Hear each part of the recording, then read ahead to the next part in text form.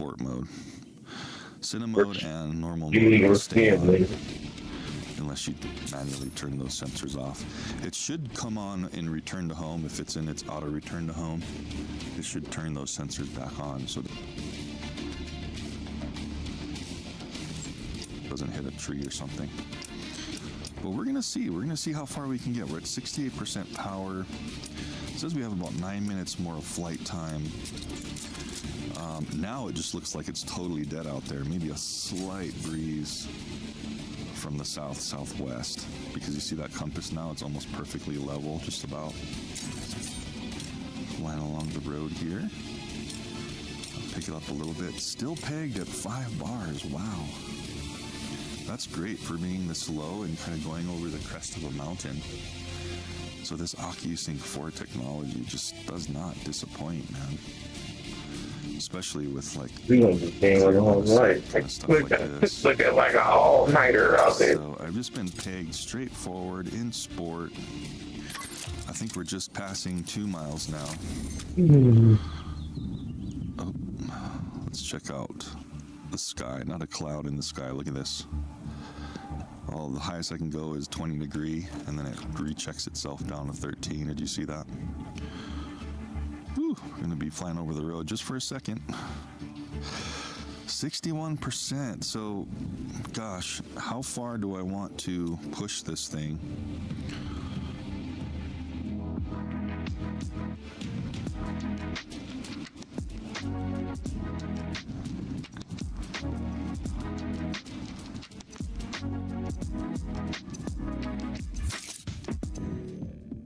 This is L'Oreal Paris Proof Under Pressure. Infallible setting spray presents mist and pose. Survive a splash and stay flawless. Can somebody get her a towel? Oh, but she looks really good though. Talk about a photo finish. L'Oreal Paris Infallible setting spray. Shop now. You know, we're approaching about 2.5 miles away. This is incredible. I'm over the mountain and I still have perfectly full. Aircraft will return to the home point. Just cancel that. So pushing it a little bit, risking it here. We need attack support from the market. So that's gonna warn you. I think I'm gonna go like to 50% and then just turn right around. Okay. So since I think I have that slight tailwind on the way back, I think I'm just gonna kind of turn around manually and just keep it kind of pegged and just fly back. We'll see if we can make it. This might be another nail biter, guys, but exciting nonetheless. I know I'm going over a few things, but since it's gonna have higher battery going through over these things, I'm not too worried about it.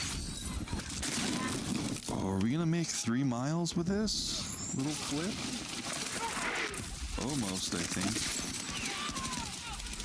Alright, here we go.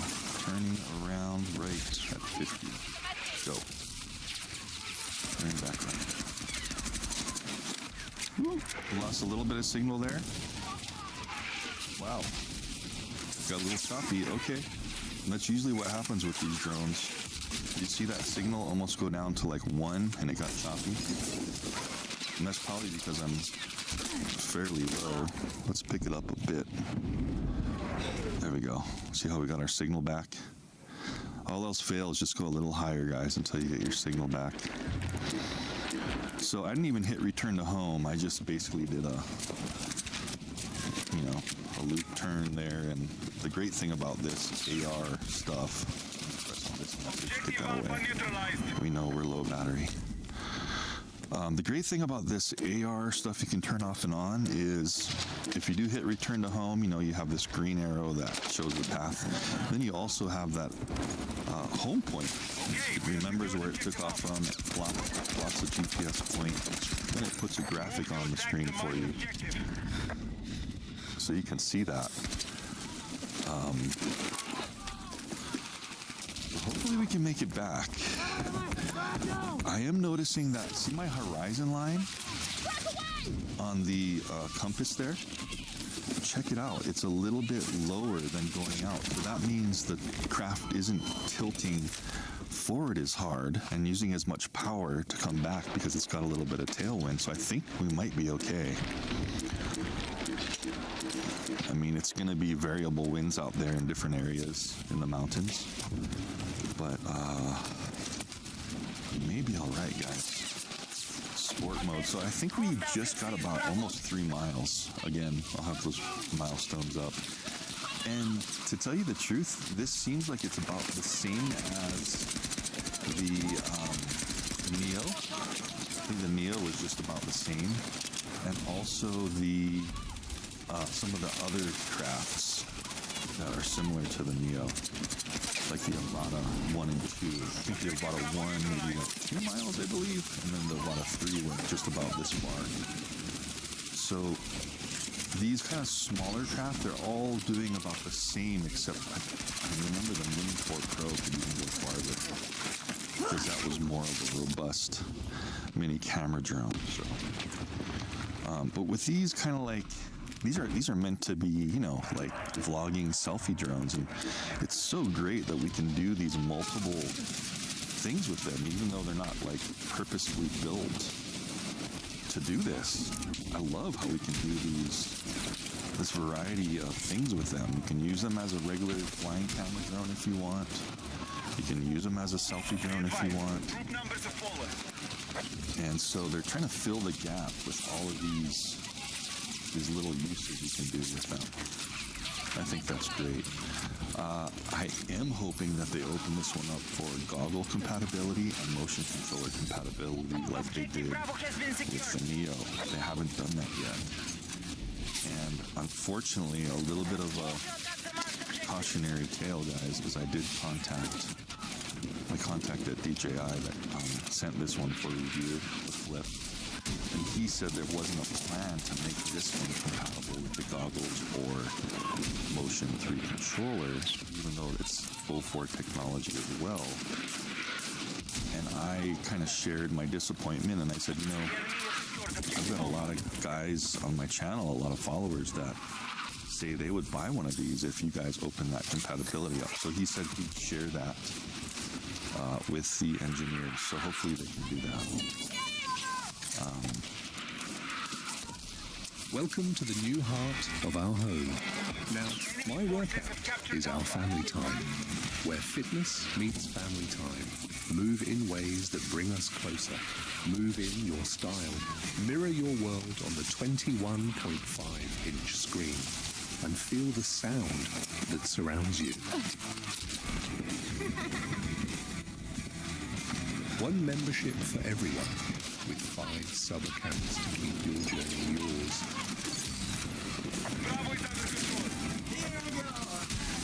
Move in more ways.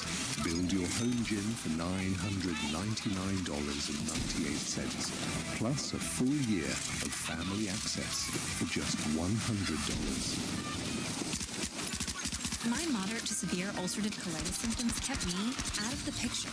Skyrizi helps deliver symptom relief as early as 4 weeks and is proven to help deliver visible colon lining repair and remission. Don't use allergic. Serious allergic reactions, increased infections, or lower ability to fight them may occur. Before treatment, get checked for infections and TB. Tell your doctor about any flu-like symptoms or vaccines. Liver problems leading to hospitalization may occur when treated for Crohn's or UC. Ask your doctor about Skyrizi. I don't know. I think maybe the reason they possibly didn't want to do that is because, you know, you kind of get that product cannibalizes other products if you make them all do the same kind of things, and I think that was possibly one of their reasons. Geez, are we gonna make this 26%? I better go down a bit. We're going down a bit. I'm just talking away here, and just gonna do a slow descension because the wind actually might be stronger up there, and I don't know which direction it might be blowing right now. It might be swirling in the wind. It's just about 9 o'clock a.m. and right around 40, 45, and 50 right now. Should be like a 60 to 70 degree day, but that's later. By that time, the wind will have picked up. I tried to do this yesterday, but it was just so windy. I'm like, well, let's try it. Let's try it the next morning, because the mornings are usually really nice and calm. So this whole time, guys, gimbal's been working fine. We just had that little glitch when we turned around. I'm just going to record real quick in 4K 30, just so you can have a look at, you know, what this thing can do. I know it's eating a little bit of power, but I just got to do it just for a second. Do a bit of a recording. So I just panned all the way down, and what's cool about this one is it's not slowing down when I pan all the way down or up. See that mile per hour? It's staying at 26.7 about, even when I go all the way down or up. Staying around 25, 24. I remember the Mini 4 Pro. Gosh, we're almost home. Look at this. Yes. 14% left. We're going to make it no problem.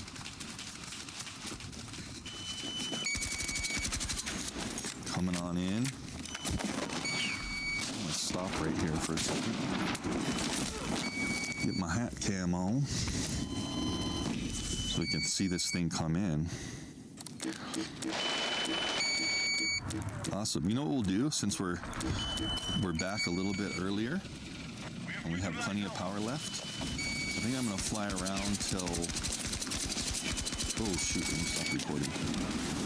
There we go. I'm gonna fly around until 0%. Let's see what it does. Hey guys.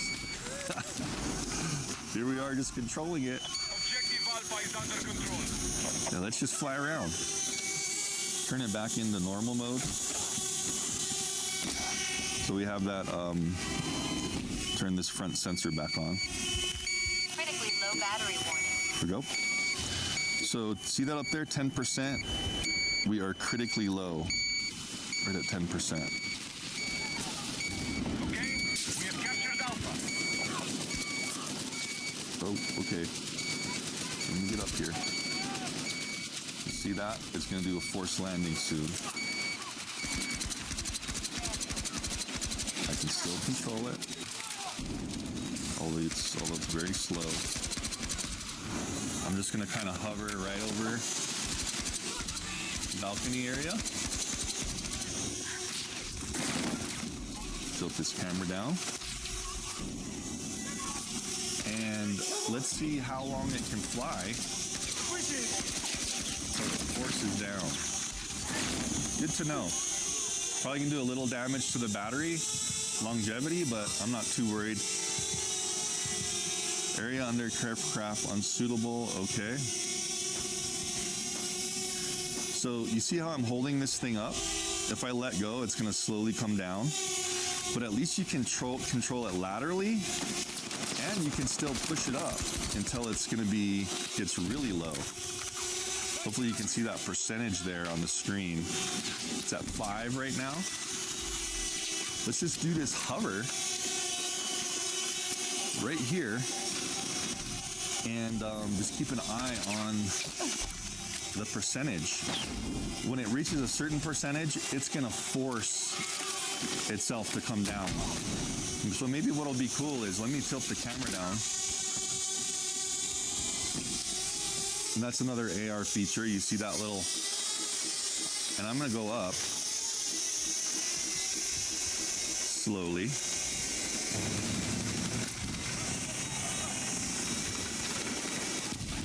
Okay. 1%. See if we click on this, if it brightens up. Nope.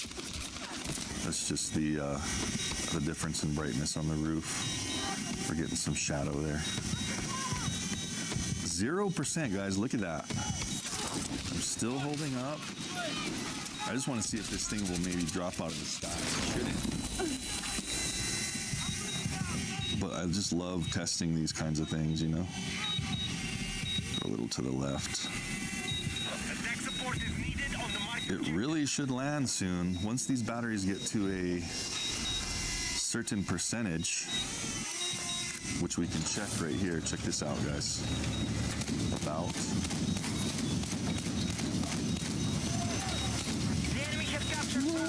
Where was our battery cell? Jeez, am I in the wrong place? Maybe it was safety. Whoa, a little laggy. There, battery info. Holy cow, we're 2.72 volts. We might be damaging this battery. But it's letting me hold it up. Oh my gosh. I might need to come down a bit, just in case it does drop out of the sky.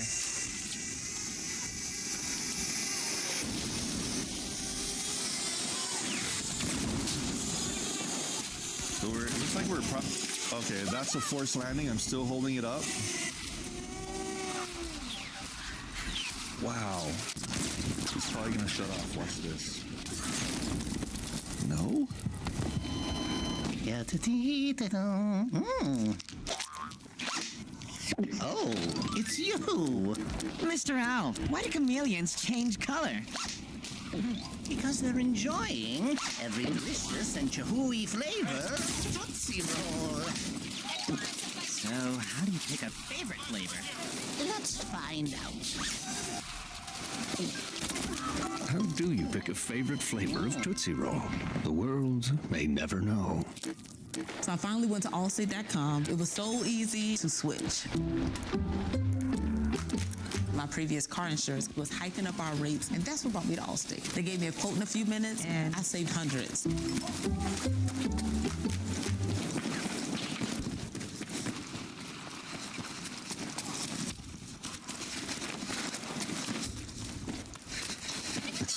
Oh yeah, it did. Okay. See how the screen went black and white. So it just shut itself off, and that's what's great about these things. That's what they do. Is they know the battery is way too low. We might have damaged that. I need to get this on the charger right now, and that's why I lost the Mini 4 Pro, because it shut off when it landed out there in the wilderness. Because I couldn't make it back, and then I couldn't use the Find My Drone feature.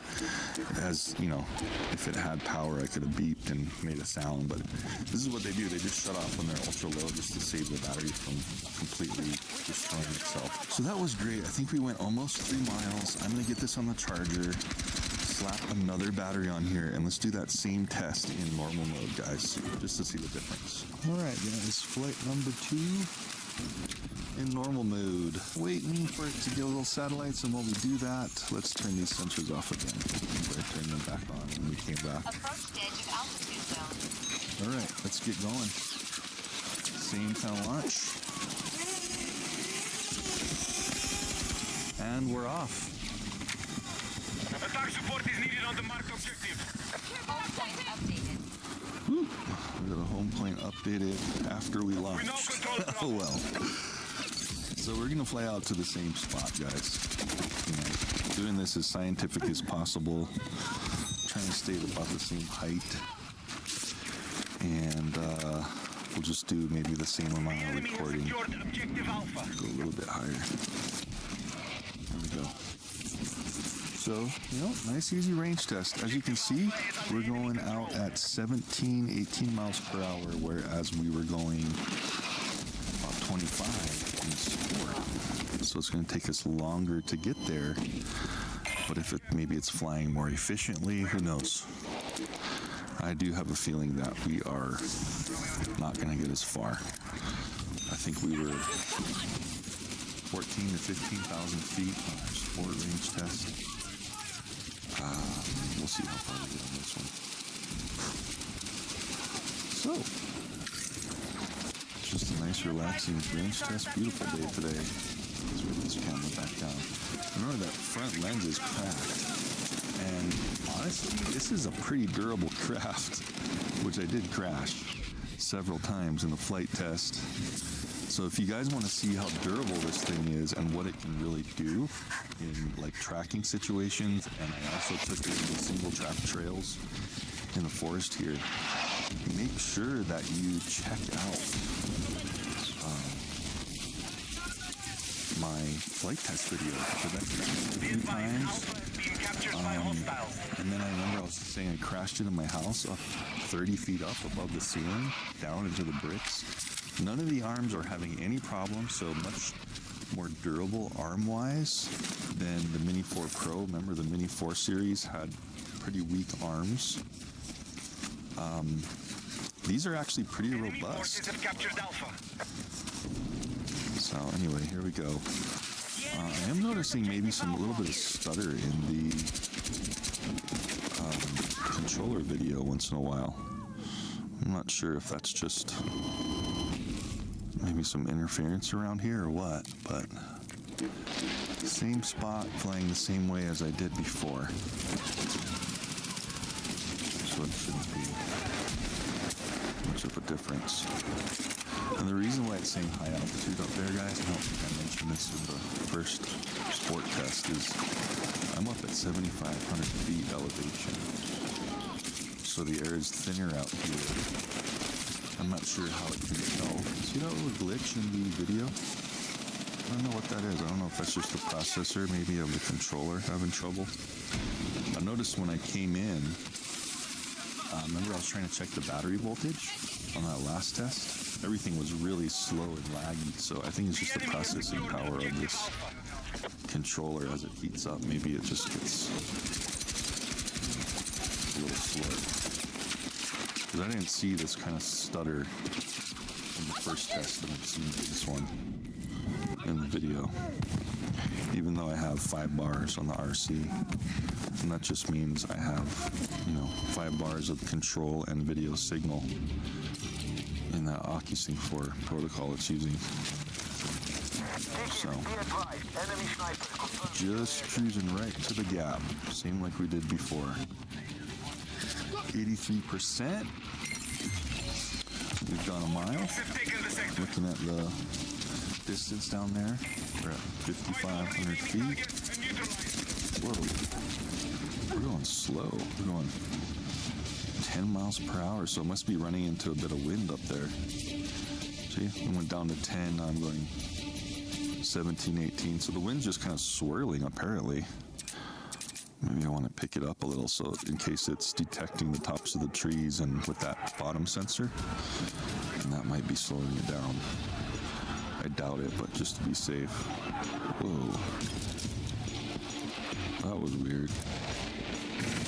Started swaying left and right for a second there. Interesting things going on. I'm just going to pull it a little to the right. But that must be some wind pushing it around.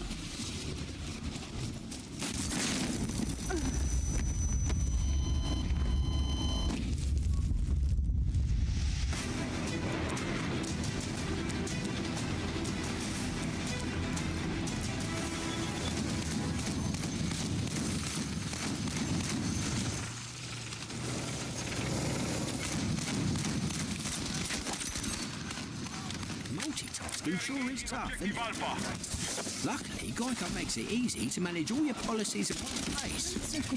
Because we could all stand to do a bit less. It feels good to juggle less. It feels good to Geico.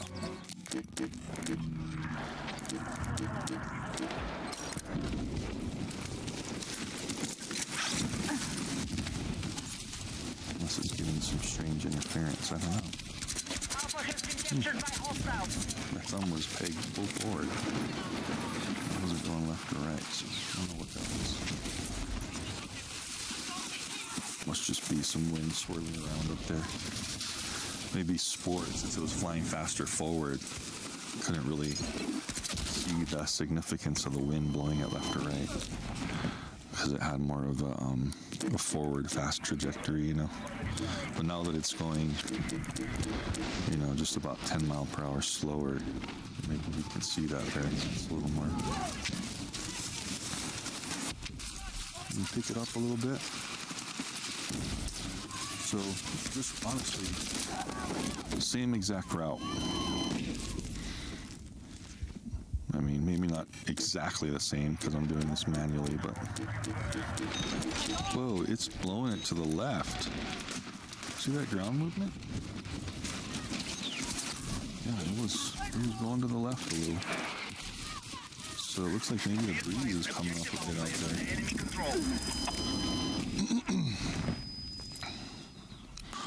It's slowing it way down. Look at this, 9 miles per hour. Interesting. We do have the sensors off. We have plenty of satellites.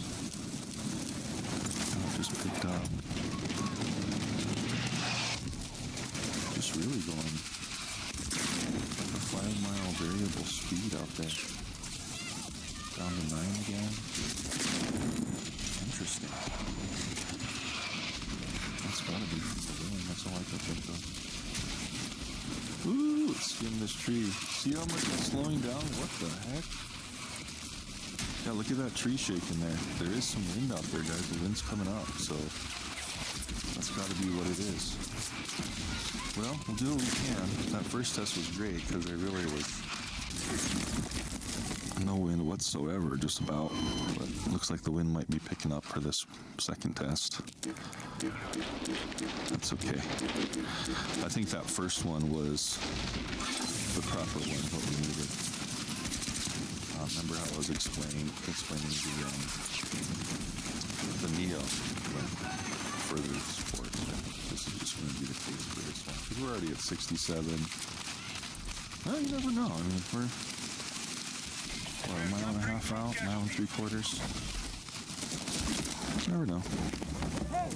I might just be super efficient at this speed. I don't know. Just gotta wait and see. So I know this is taking longer than this is going to be a long test. It's through kind of like this rotated up and down. Interesting. I rotated up and now we're going 17 miles per hour. Oh, it's just a coincidence with the wind or what. It's rotating down and we have now going 10. I don't know. Are those trees moving? Hard to tell. Anyway, doing what we can here. Yeah, now we're going to 17, 18. I must just be hitting pockets of wind. I'm pretty sure that's what's happening. Just little pockets.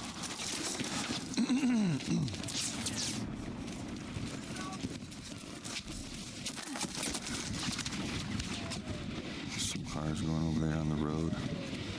Yeah, it looks like we're just about on track. Same line as the last flight, so that's good.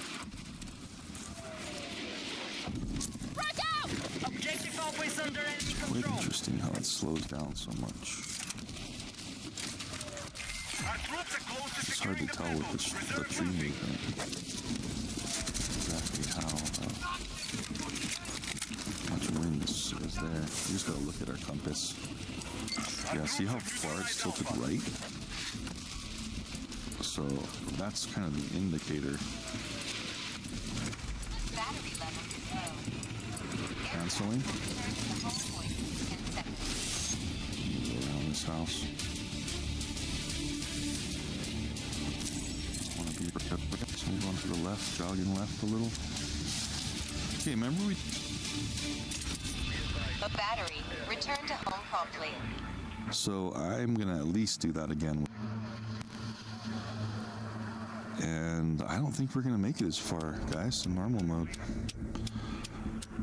Possibly partially because of the wind.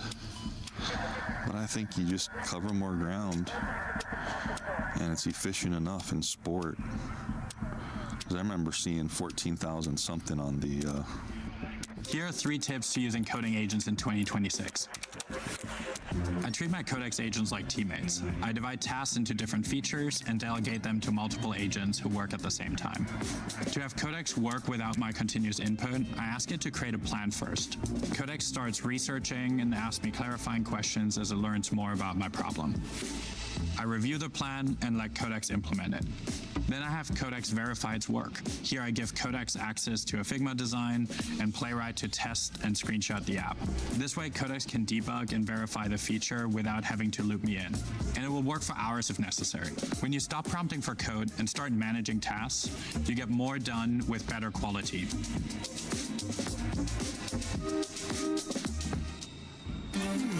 We treat our pets like we treat ourselves. From cleaner teeth to a gorgeous coat, there's a benefit for every copycat with Greenies. Greenies make health a treat. On the distance, when we turned around in sport, and I'm only seeing not even 13 yet, and we're picking it up a little bit. We got a little bit of a RC signal hiccup, probably because of those power lines there. And we are going to turn around right at 50 again.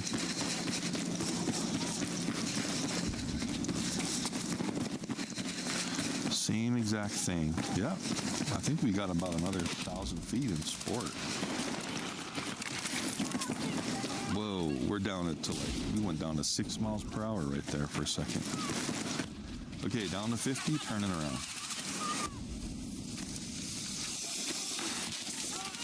Okay, and I'm gonna go up a bit because look at that signal got kind of sketchy there. Whew, okay. Now check this out. This gives you a great indication of how hard the wind was blowing at it on the way out. Look at our mile per hour now. 17, almost 18, steady. You know? Our compass is lower. Our horizon line is lower. That means it's fighting the wind less. Doesn't have to tilt itself forward as much.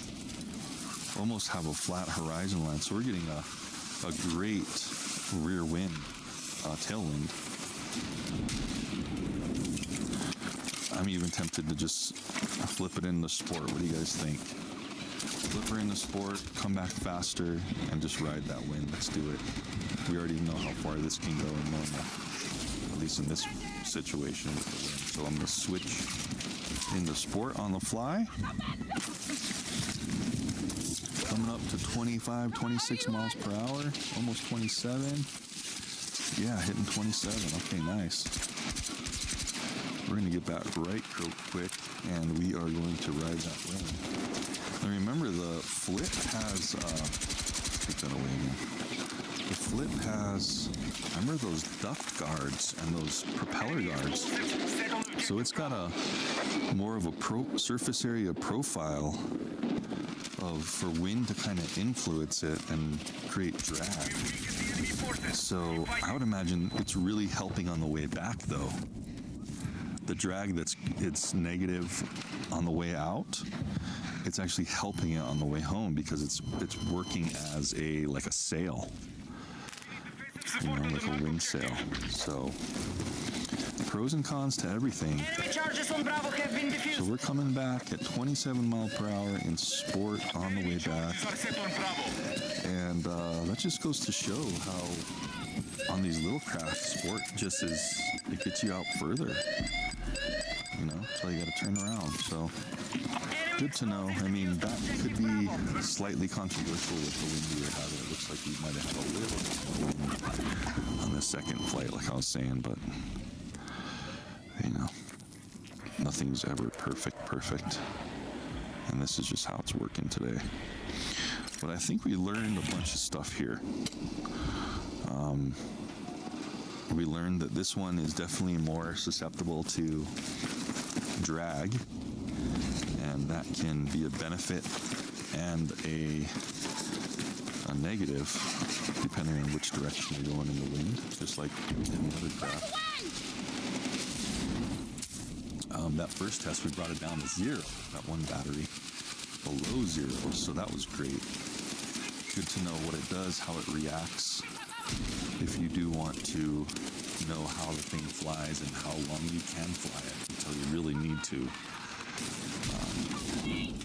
until it forces itself to come down. And that's kind of the same for all of the crafts. I was surprised it brought those batteries down to like 2.7. So this is a 2S battery, and it's bringing that voltage low. So I put it back on the charger, and it's charging fine just before we did this test, this flight. So not too worried about that battery. But surprising that it let it drop below 3 volts before it force landed. So anyway, I think that's the only battery. I went ahead and marked it with like a red circle on the back of it, so I know which battery I took down that low, so I don't try to use it again for something like this and then wondering why it might not operate it as well. So, always good to, like, if you do something like that, mark your batteries, you know, just so you know which one you brought down to 0 and stuff. Keep track of them. My kids can't hide anything from me. I'm home. Especially when they've been using toilet paper that doesn't hold up. Ultra Strong has a diamond protector that's more durable. And it cleans better, so you can use less. Enjoy the go with Charmin. Wipe them out.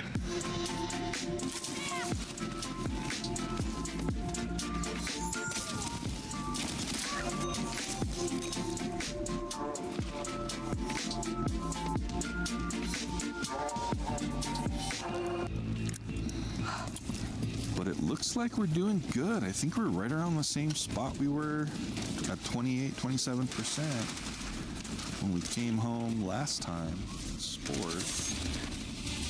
So we are going to get home, no problem. You know, and that's the thing, is I probably could have pushed it more. But then, you know, you take a risk because the wind was coming at it on the way out and we have a tailwind on the way home. So, you know, I might have been able to get down to 40-45% on the way out and still made it home, no problem. And that's what a lot of people don't realize. Like when I lost my Mini 4 Pro, I never found it, guys, just to let you know. I know a lot of you keep asking, but I never did find that one. It's somewhere in the forest. What was I going to say? The that influence of the wind is going to drastically change your going out and coming in ability. You know, just bringing it down here. So, yeah, look at this. We got 20% left, and we're just about home. So you know, honestly, geez, I could have probably gone like 35%. But you know what? Maybe not, because as this thing gets low in battery power, really low, it starts going slower as a precaution. So if I went down that low, I might have not made it back. I bet you if I would have went down to 40, I would have made it back. Anyway, that's for another day. Let's get back in normal mode, turn these sensors back on so I don't crash into my house. And it's as easy as that. And while we're here, let me show you, see how laggy that is? I think it's just this controller processor. Let's look at the battery again. So what are we at? We're at 17%, right? And check out the voltage. So 3.2 volts a piece. That's the total voltage on the right. 6.36 volts. Temperature of the battery. And how many times it's cycled. This has only been cycled twice. I didn't really do a 10 cycle like I usually do on these batteries. Sometimes I'll cycle them a bit more just to get their full effect. Some people say you can do that. Anyway, let's get this thing landed and talk about, do a pros and cons on that dual range test. This one's cool. As soon as you put your hand under it, even if you're controlling it with this, watch this. It will just land. It detects your hand and it will just land, even with the RC2 controller, which is pretty cool, pretty convenient. You know, like the other non-vlogging drones that DJI has, like the Mini series or the Air series, you gotta pull down on that stick, but these ones detect your hand right away and will just land on it, which is really cool. All right, guys, so pros and cons. I can hear that wind coming up, guys. We got landed at the perfect time. I hear the wind zipping through these trees here. Anyways, let's talk about that dual range test. So I think the sport mode is the way to go in these small vlogging drones. The Neo, the Flip perform better in sport mode. You know, wind conditions might have influenced that a little bit. Normal mode, you have less of a tilt, so you're getting more wind resistance, I guess, this way.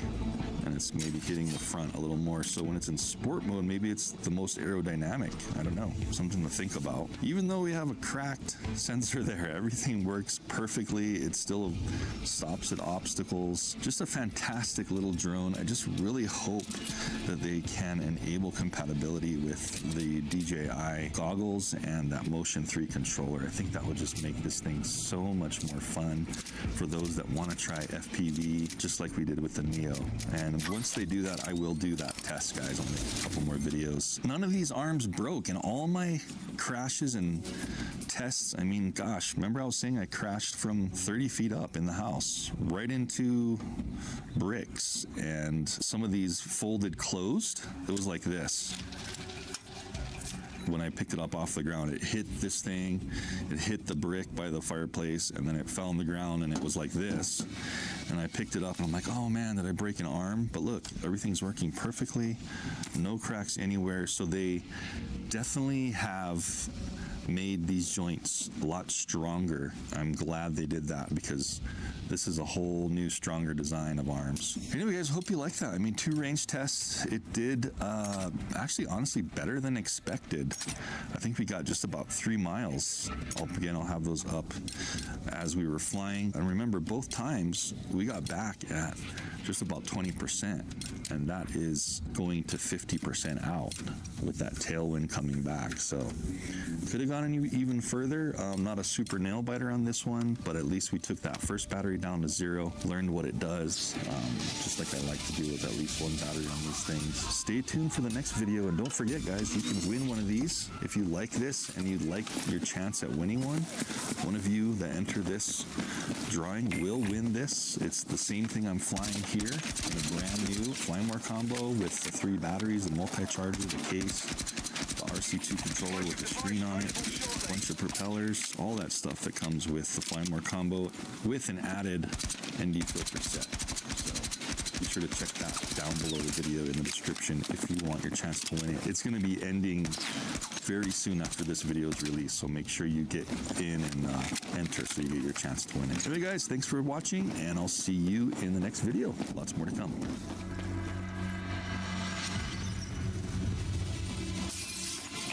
Secure the explosive, mate. The explosive's yours, don't lose it. Explosive charge in enemy hands. Intercept and secure.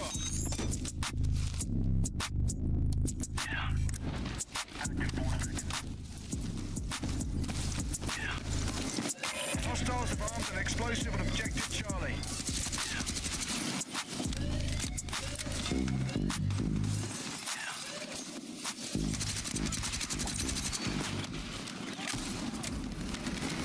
Introducing our biggest PMC Acadia ever. Offering bigger screens and bigger tech, like available Super Cruise hands-free driving. Live your biggest life in the new. How do you run past the fucking bomb location? You see its fucking arm, disarm it. Plus, get $750 purchase allowance when you finance through GM Financial. We are professional grade. Explosive on objective Charlie.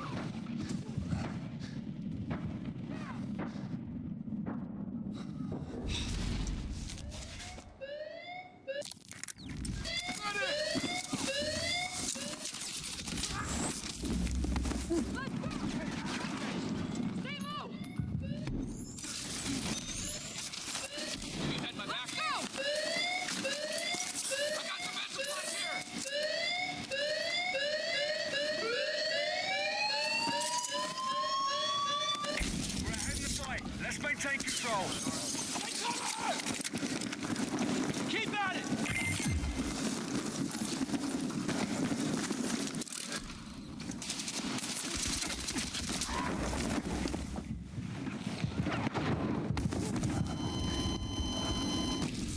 Explosive device available shortly.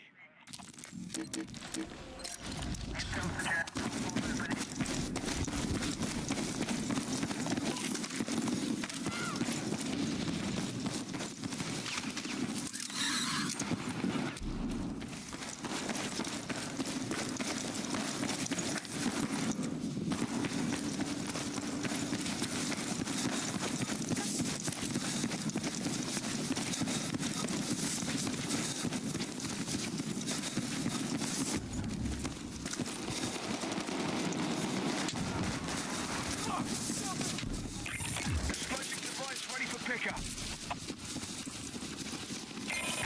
The enemy secured the device.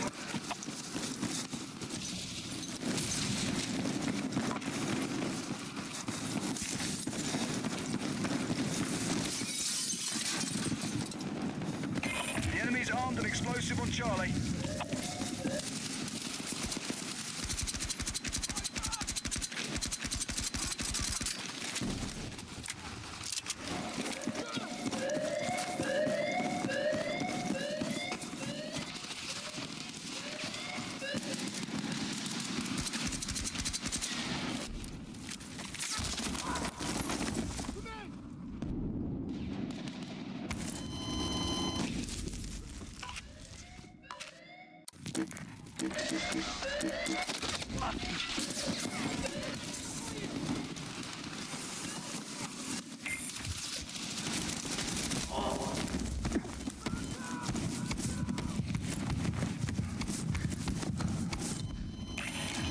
Be advised, we've lost objective Charlie.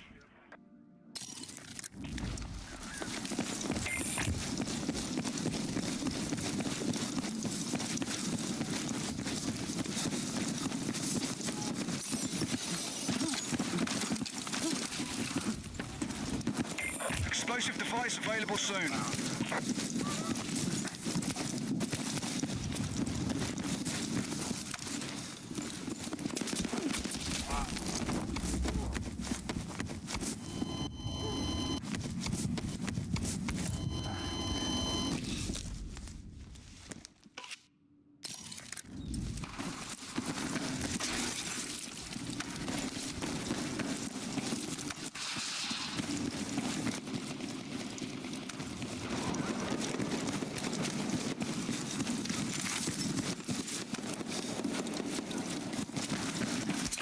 Explosive ready. Locate and secure.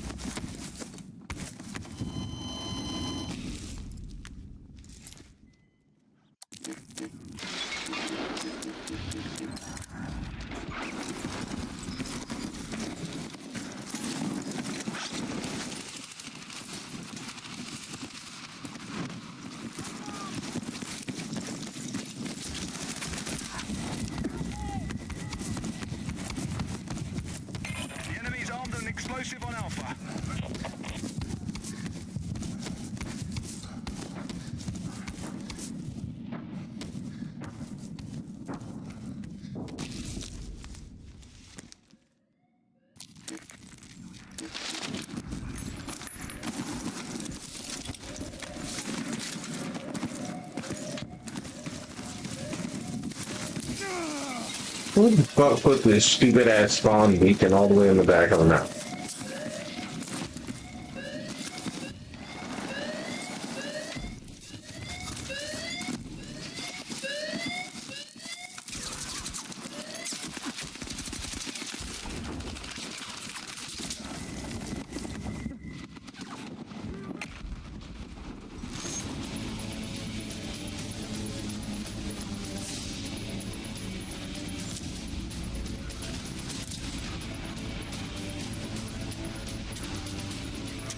Let's see.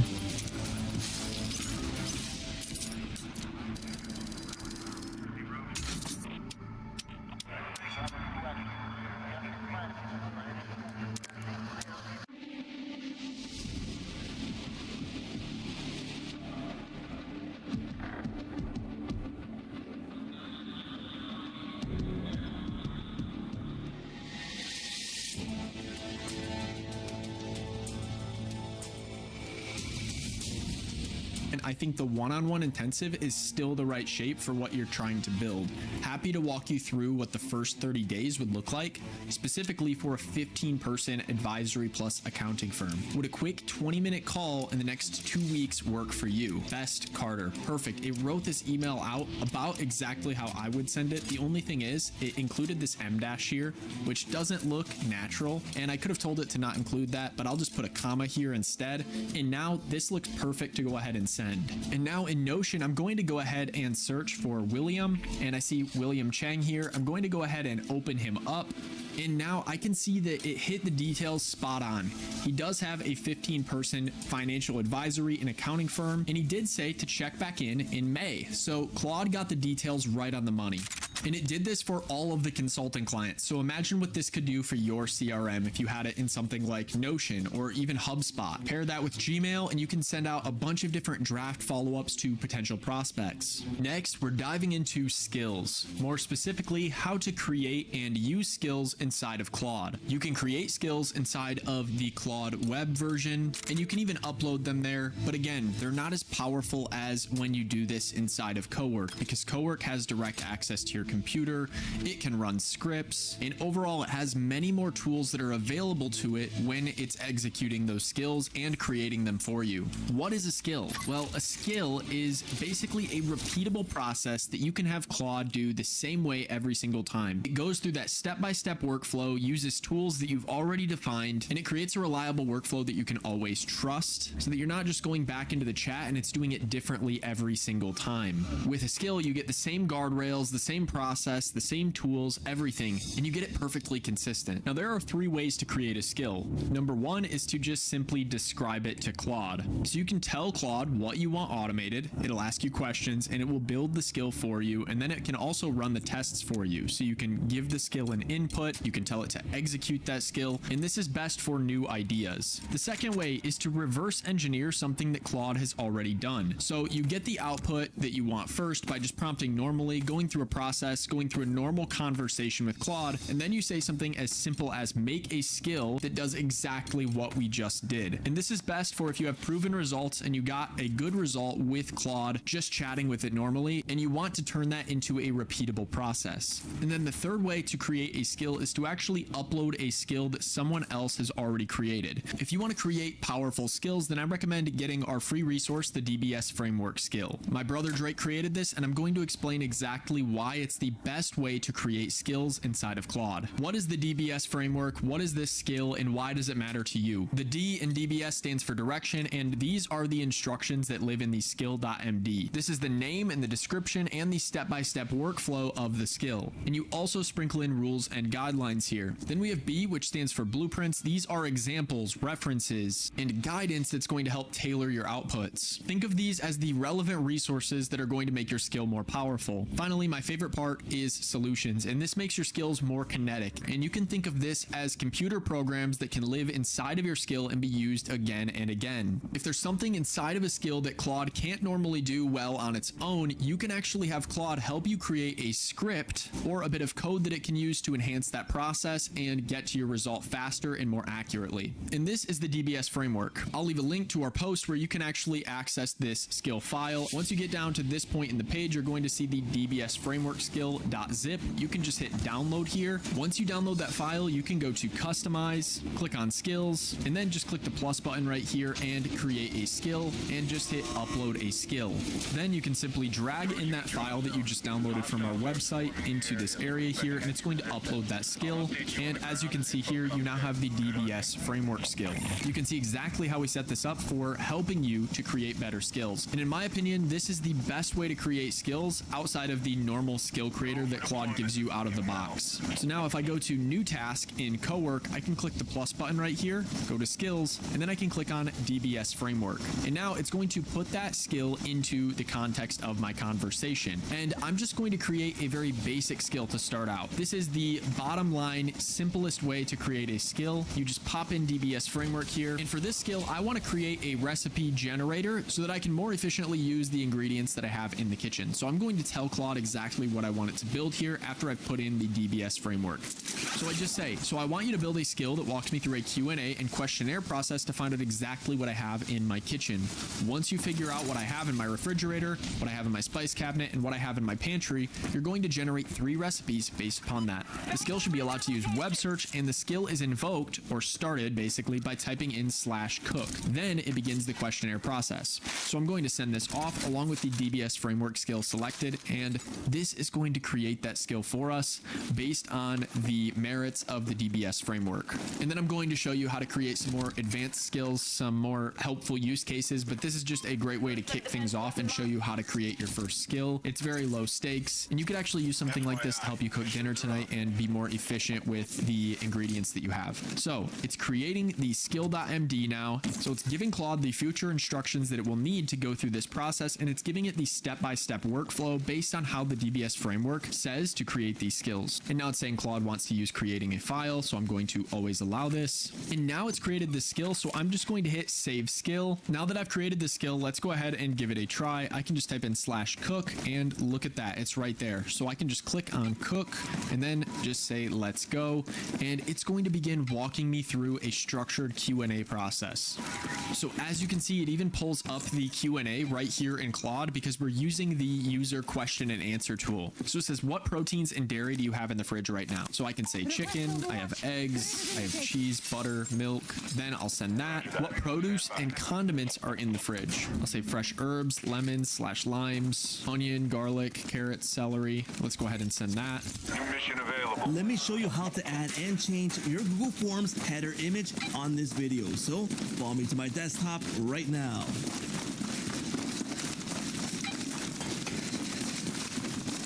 Hey, what's up everyone? Welcome to Job Form. On this video, I'm going to show you how to add and change the header image on Google Forms. So let's head on over and jump over there. So this is Google Forms, and if you're not located here, and if you're located in Gmail, just click on the menu here and go to Google Forms. You'll find an icon just like this one, so it can take you right here. Now you'll find a list of all your forms available here, and we're gonna select one of these to add that header image. So let's go into this employee feedback survey form that I've created, and by default, the header image is not here. So I'm going to show you how to add it first. Now on the top menu, there's this customize theme option that we are going to select. So go ahead and click on this, and there's an option that says header and choose the image. This is where we're going to add the image. So go ahead and choose image, and we'll be able to select the theme that's available already, upload our image, select photos that we've uploaded, check Google Drive, Google Images by searching, or by a URL. So if you have the URL of an image, you can go ahead and use it right here, and it will load it in. Now if you're going to upload your custom header, we're going to need to know the restrictions for that image. Good thing is that Jotform provides us this example of what we're going to need for the exact size. So it's 1,600 by 400 pixels. And you can see here that not all the area is usable. That means that the form is going to be on the way, or something is going to happen that it won't be visible in this place, for example, where it's red, and possibly usable in this section. So sometimes it will be visible and sometimes not, depending on where you are looking at. So if it's desktop or if it's mobile, those areas will be viewable or not. So do consider this when building it. Now, let me show you how to build one really easily in case you need to do so. Now, my quick trick is using ChatGPT to generate the image. I provide the example image of the good usable area, and then it generates it for me for my use case. I can keep on continue editing this image, but this is a super easy way to do so. Now, another example would be to use something like Canva, an image designer, and to do it, you'll use custom size. Go ahead and type in the width, for this case 1600 by 400, and make sure the unit is selected to px, which is pixels. Go ahead and create the design, and it will provide the exact size that I need for this purpose. And then it knows things that it might be usable for me. For example, this one looks nice, and then I can go ahead and edit my header right here. So it's easy and practical, and now I know what I actually need for my header. Now let's go ahead and load in the one that I created in ChatGPT. So let's go back into Google Forms. Let's go ahead and browse into my desktop, choose the header. Here we go. It is now loaded in. I have the option to crop if needed, but in this case, my header image is already the size I need. But in case you created bigger images with different pixel ratio, go ahead and crop it right here. Go ahead and save, and it's now loaded into my header right here. So it's easy and practical to load it in. Now, be aware that there's also suggestions that you can blend this into your background when you are designing it. So be considering that if you want to do that. But it's easy and practical to set your header right here. Now, if I want to remove this, go ahead and select it, and you have the option to change the image. You have the option to reposition the header image and removing it right here. So it's easy and practical. Now, if you need more flexibility and you want more options, then you have the option to use job form. So this is job form, and go ahead and select the form that you want to use for this purpose. So I'm going to use this Tech Conference 2026 form. Let's go ahead and edit the form, and we'll have several options available to customize and add a header. And to add a header, we're going to click on this Add Logo option here on the top. Let's go ahead and select this, and we have the option to add a logo really easily by adding it right here. So you have logo options, you have upload image options, and I can use from one of my images here. So in this case, if I like this one, I'll go ahead and select it, and it's going to be added right here. I'm going to change the size so it fits in here. I have the option for alignment, I have the option for a logo on text, form width, label alignment, and a whole lot of options available, including injecting custom CSS to highly customize this. So it's super easy and practical to add a header here on the form. Then you have a ton of options to change the theme, the layout, and colors to highly customize your form. So it's super easy to do so. So there you go. You can see it's super easy to add a header image on Google Forms and also to remove it and customize it. And don't forget to take advantage of this template right here so you can understand the usable areas for your design. So I hope you like this video. Please let me know here in the comments what you think about the available options to add a header image on Google Forms and what you would like to see in the future. Don't forget to like, subscribe, and hit that little bell notification to get notified when new videos come out. And that's a wrap. Enemy dropping into your area.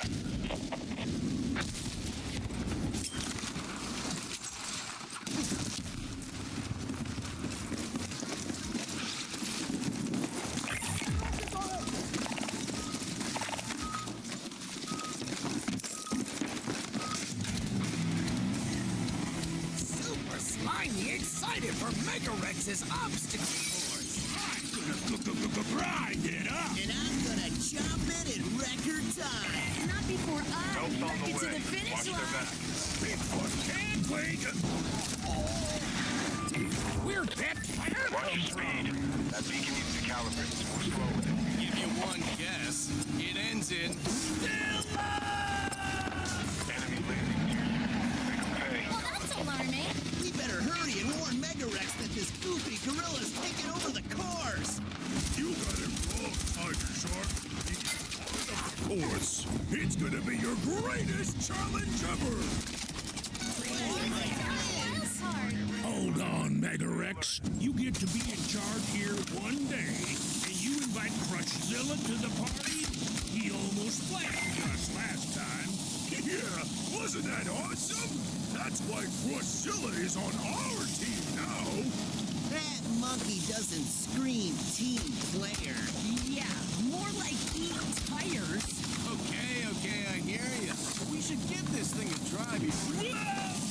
Challenge starts now! Squared yourself away. You're headed back in. Grease my tongue! I'm taking the high road! I prefer a clean sweep.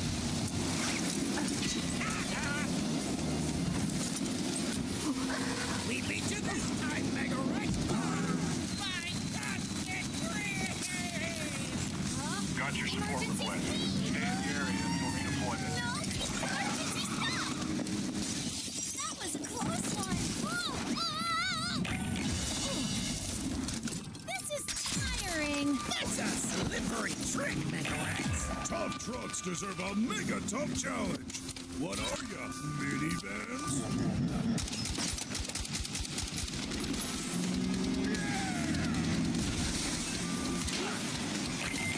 Redeployment downrange. High alert, weapons ready.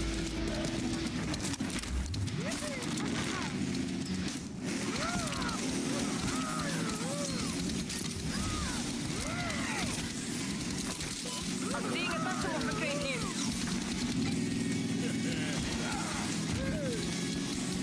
I'm gonna be seeing these tires in my nightmares. You won't have to wait till then. Look!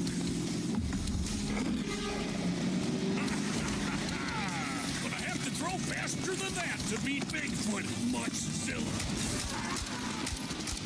Mega Rex, this is supposed to be an obstacle course. What not an obstacle attack? You're just gonna try harder. But nobody's having fun. I am. Woohoo! I'm having fun. I'm having fun. I'm having fun. Mission's going away. Make the next one count. I'm not having fun.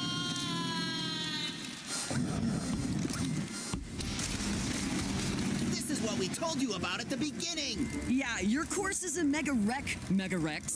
You just have mega skills. Danger! I'll show you. See? Contact! Enemy infantry engaging! Maybe you guys were right. I made the course too tough, even for me.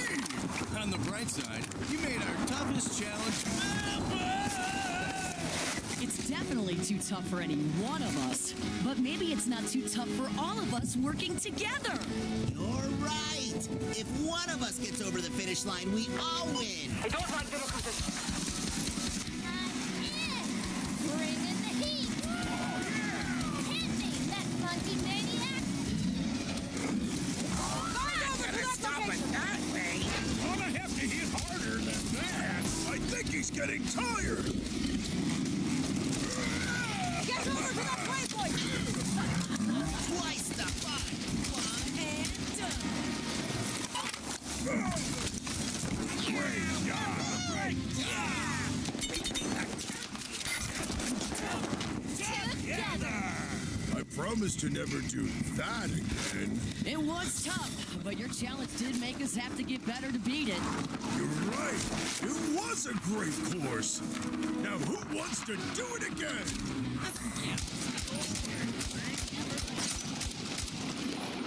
Welcome back. We're live from Race Ace's Daredevil Arena. Do I have a challenge for you? Enemy vehicle sighted. This big air jump over 3 different obstacles. Starting with the Daredevil long jump. We'll need serious hang time to clear these crush cars. Looks safe enough. Let's race. And now for our first matchup.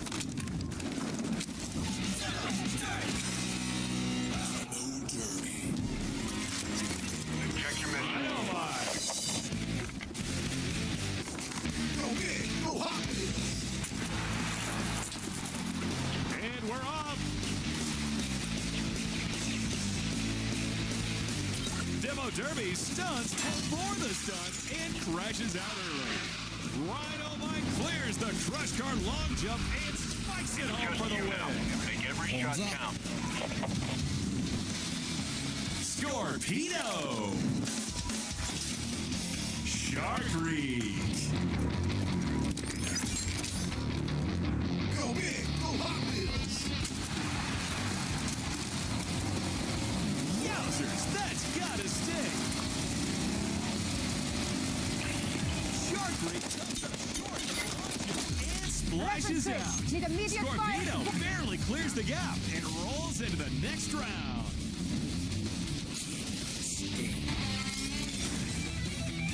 Alright, you're out. Better luck next time.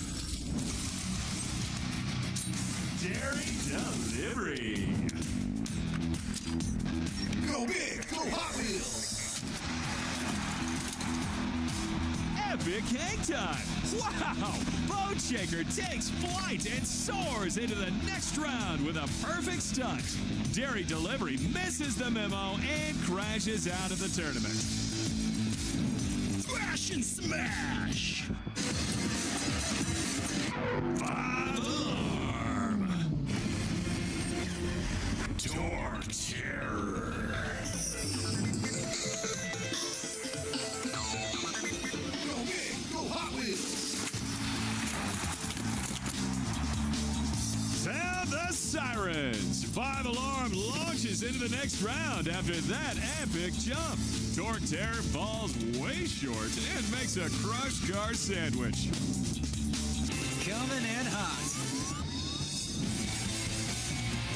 Mega Rex. Invader. Go big, go Hot Wheels. Whoa! Who won? Mega Rex takes it by a tail. Both trucks get massive air and clear the long jump stunt, but Mega Rex crosses the line first and scratches at the win. Wreck and roll.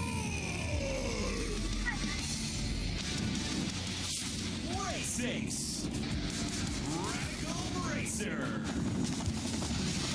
Go big, go Hot Wheels. Whoa! Look out! Okay, you're closing in on the drop zone. Now we need to find out what's going on. Race Ace Keep stops calm, to Bill. sign autographs You are cleared before hot. stopping home Changing to your win on pose. 4 wheels. Radical Racer is sent back to the gutter. Yeah! Challenge accepted. All right, you're good to go for deployment. Post up. Go big, go Hot Wheels. Since adding 4 cool meals into my weekly routine, not only have I saved hours on meal prep, I've actually been eating healthier and staying consistent with my nutrition goals. Fuel your body with real food that heat up in just 2 minutes, and they have no preservatives and no seed oils. Whole foods that actually taste incredible. I highly recommend prioritizing your health. For the win. Frenzy. That feeling when you check your bank account and your paycheck's days away.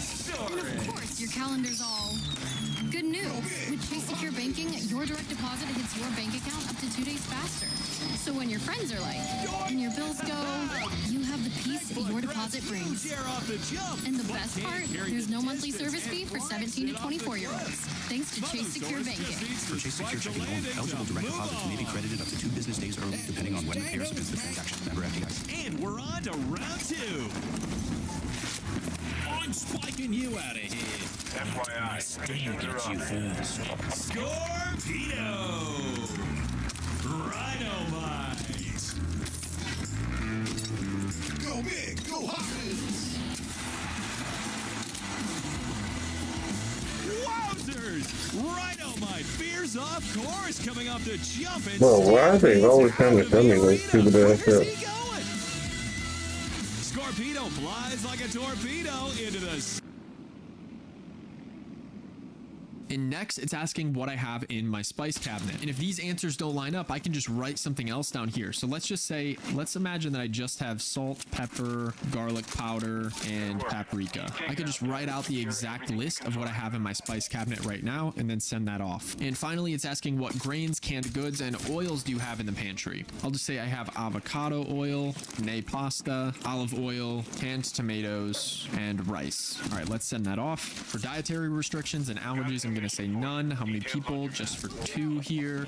How much time do you want to spend? I'll say under 30 minutes. I'm too busy in Claude co-work. Cuisine mood, let's just say surprise me. And now it's going to give me 3 different dinners, and this was an entirely customized process that we can run back again and again because we've created the cook skill. It recommends lemon garlic chicken penne. It recommends Spanish style chicken and rice, so it's going all over the map here. And then as I'm reading through here, it just pulls up which one of these are you making and do you want extra help. So it's going to be able to go with me through the process, and you can even bring this skill onto your phone later down the line. Let's go with the lemon garlic chicken penne walkthrough, and perfect. It's giving me a more detailed list of instructions and walking me through exactly how I can do this. And what we've covered here so far is only the tip of the iceberg when it comes to skills. Now I'm going to show you how to combine skills and connectors so that we can do repeatable processes that integrate with all of our business operations and all of our apps. Next, I'll show you how to create a more advanced and strategic skill that allows you to use connectors so that you can create repeat processes and automations. First, I'll load up the DBS framework just by typing DBS and then hitting enter, and now we have the DBS framework active. And then I just say for my prompt, I want to create a skill that looks at my Google Calendar every day using the Google Calendar connector, and I'll show you how to set that up in a moment. It tells me what's on my schedule for the day, giving me a daily brief when I type in /daily, so that's what's going to invoke this skill. I want this daily brief to be formatted as action items. I also want to look ahead at the rest of my week and have the task suggest things I should be doing to prep for later in the week. And I'm just going to add a new connector quickly so that it can see what it looks like. I'll go ahead and hit manage connectors, and I'll click on my Google Calendar down here and hit connect. It's going to ask me what I want it to be allowed to do, and I can just select all if I want it to be able to do everything that it is asking for, like viewing my calendar, downloading my calendar, seeing, editing, and sharing things in my calendar, or even permanently deleting calendars. So the permissions are pretty wide open here, but if I hit continue, what it's going to do is it's going to allow me to click on Google Calendar here. It's going to allow me to go through and decide what events that I want to allow. So let's just say that we don't want to be able to have it delete calendar events. I also don't want it updating calendar events, but it can create new ones. Now I'll go back to co-work, and my prompt is still here. I'm just going to click and we'll hover over connectors again, and you'll see now that we have Google Calendar enabled. So let's go ahead and send off this skill creator with the DBS framework. So now it's walking through these steps of the DBS framework. So step one is to define the task. This will be a bit more of a back and forth process. It's asking me some extra questions here. So Google Calendar connector is the first question. Do you have the Google Calendar MCP connected in cowork? If not, we'll need to set that up first since the skill depends on it. Yes. So I'm just going to say number one, yes, it is connected. And then number two, prep suggestions depth. When you say suggest things I should be doing for prep, are you thinking practical logistics like prepare slides for Thursday's presentation or review agenda? Or do you also want it to flag things like travel time conflicts? I'm just going to say both, and we'll send that off. And now if I scroll down here, it is asking to run this command right here for this session that it's created for a daily brief. I'm just going to allow. And the DBS framework is doing a lot of the heavy lifting here. It knows how to create the skills based upon that. It ran a brief test. It looks good. I'm just going to save the skill, and then I'll go to new task, and I'm just going to type in /daily, and I'll show you exactly what this looks like. So let's go ahead and send it off. So first it gets the day, and it says here that it used Google Calendar integration, and you have one event today, a morning errand. Then the rest of the day is wide open from 10:30 a.m. onward. So today's action item is just to drop off my wife and son, and it says after the drop off you're completely free for 10:30. Now let's see what it recommends for the week ahead prep. So Friday I have the content strategy call with our content team at 10 to 10:30 on Discord with 4 attendees. Come with any content updates, ideas, or blockers to raise with the team. If there's a running content calendar or backlog, skim it before the call so you're up to speed. And then the rest of Friday looks open as well, so it's a good day to execute on whatever comes about. So far this tutorial has probably been pretty simple to follow, but we're about to get into the more technical side of Claude, which is Claude Code. And while I believe that this is the most powerful thing that Anthropic has to offer with Claude, this section of the video comes with a bit of a caveat. It's going to get more technical. So if you're a nerd like me and you have a background in this stuff, you're probably going to understand everything that I touch on with Claude Code. But if you're a bit less technical and there are some terms that could go over your head, then in that case, this next section of the tutorial may require a bit of extra learning outside of just this video. So there are two ways that I'm going to recommend picking up on the terms and the methodologies that I'm going to be covering for the remainder of this tutorial. Option number one is to simply use Claude and ask it questions about the things that I'm saying in this video. It's going to do a great job of breaking it down and explaining it to you at a beginner level. The truth is, when I first got into this stuff, I had no idea what I was doing, and asking Claude helped me along the way. But what helped me even more more is having a mentor that I could ask questions to who is miles ahead of me. So if you need a mentor, or if you want a mentor to shortcut the process a bit, then I recommend joining our community over at AI Foundations. You'll get access to all of our courses, including Claude Code Mastery when you join. And in Claude Code Mastery, I really break this stuff down and assume that somebody's coming to me as a total beginner wanting to learn about Claude Code. But I don't just cover Claude in this course. I walk you through the technical foundations that you need to go into this confident in understanding the terminology and the methods that we use. And when you join AI Foundations, you also get access to other people who are doing this as well. Most importantly, you can join weekly Q&A calls where you can ask me and my brother Drake questions directly. And we've shipped and sold software using Claude Code. So any question that comes up for you, we spent 10 months actually building our software out. It wasn't just an overnight thing that we launched. We went through the trials, the tribulations, and we figured out exactly how to do it. So if you start to feel a bit uneasy during the rest of this tutorial, or you start to feel like this is a little bit out of your ballpark, then that's when I would recommend joining AI Foundations or just finding a mentor, any mentor that can help you through this. Next, let's take a look at Claude Code. Now, there are two ways that you can run Claude Code, and they're actually very different from each other. There's running Claude Code in the terminal, and then there's running Claude Code with this nice interface that Claude gives us. So the easiest way to run Claude Code is just to click in the top center on Code here, and then you're going to get this beautiful screen here where you can start asking it to do coding tasks on your computer. Now, the first thing to take a look at is where it says local in the bottom right hand corner here. This is referring to what machine that you're actually using to interact with Claude. So they have local here, and you can go into the settings of local and you can set up your local environment with your environment variables. Think about this as the secret passwords that you have to access different accounts and things like that, but just in a developer-centric way. So I'm going to close this for now. But if I go back into local, you'll notice that we can also add an SSH connection. And an SSH connection allows us to connect to a different device. So if I hit add SSH connection, I can input all of the settings for an SSH connection. We're not going to be doing this today because I'm just going to be using my local machine. But then there's another method for connecting here, and that is to add remote control. So if I hit add remote control, what this does is it allows me to run this command in any folder, and I can basically access that folder similar to dispatch on my phone, in the web browser, from a different machine. I can basically use this computer with this command to access any folder in a sandboxed folder where you can actually use Claude from anywhere while you're on the go. Now, the last option here is to add a cloud environment, and this is basically going to allow you to use Anthropic's servers, the creators of Claude, to run coding tasks on a GitHub repository for you. So you can configure a new environment by hitting add environment, or you can simply use their default environment here.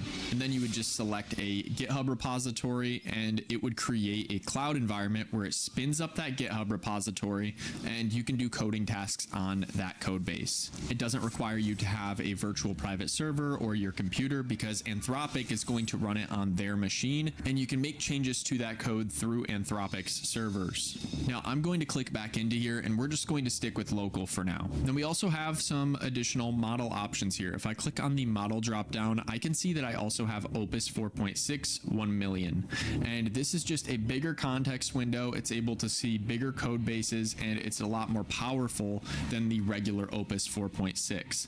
You might also see new models cropping up in here. The models are probably going to get a lot more powerful over the coming months. But then there's also the effort tab down here, and effort is basically how long you want it to spend on a task, how many agents you want it to spin up to work on a task. So if you have a crazy task, like you want it to analyze your entire code base or something like that, then you're going to want to crank this up to max. But if you're just doing a quick change, then you can leave the effort a bit lower here.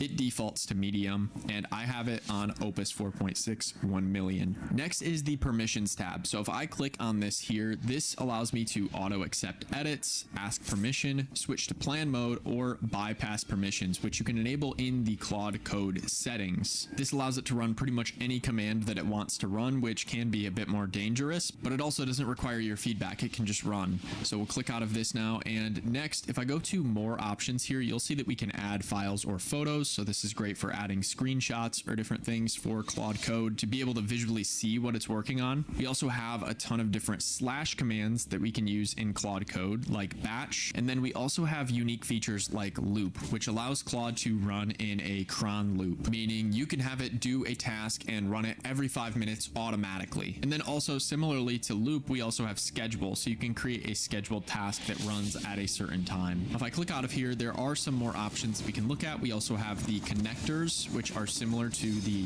other connectors that we've talked about so far, just a lot more powerful because Claude Code is using them.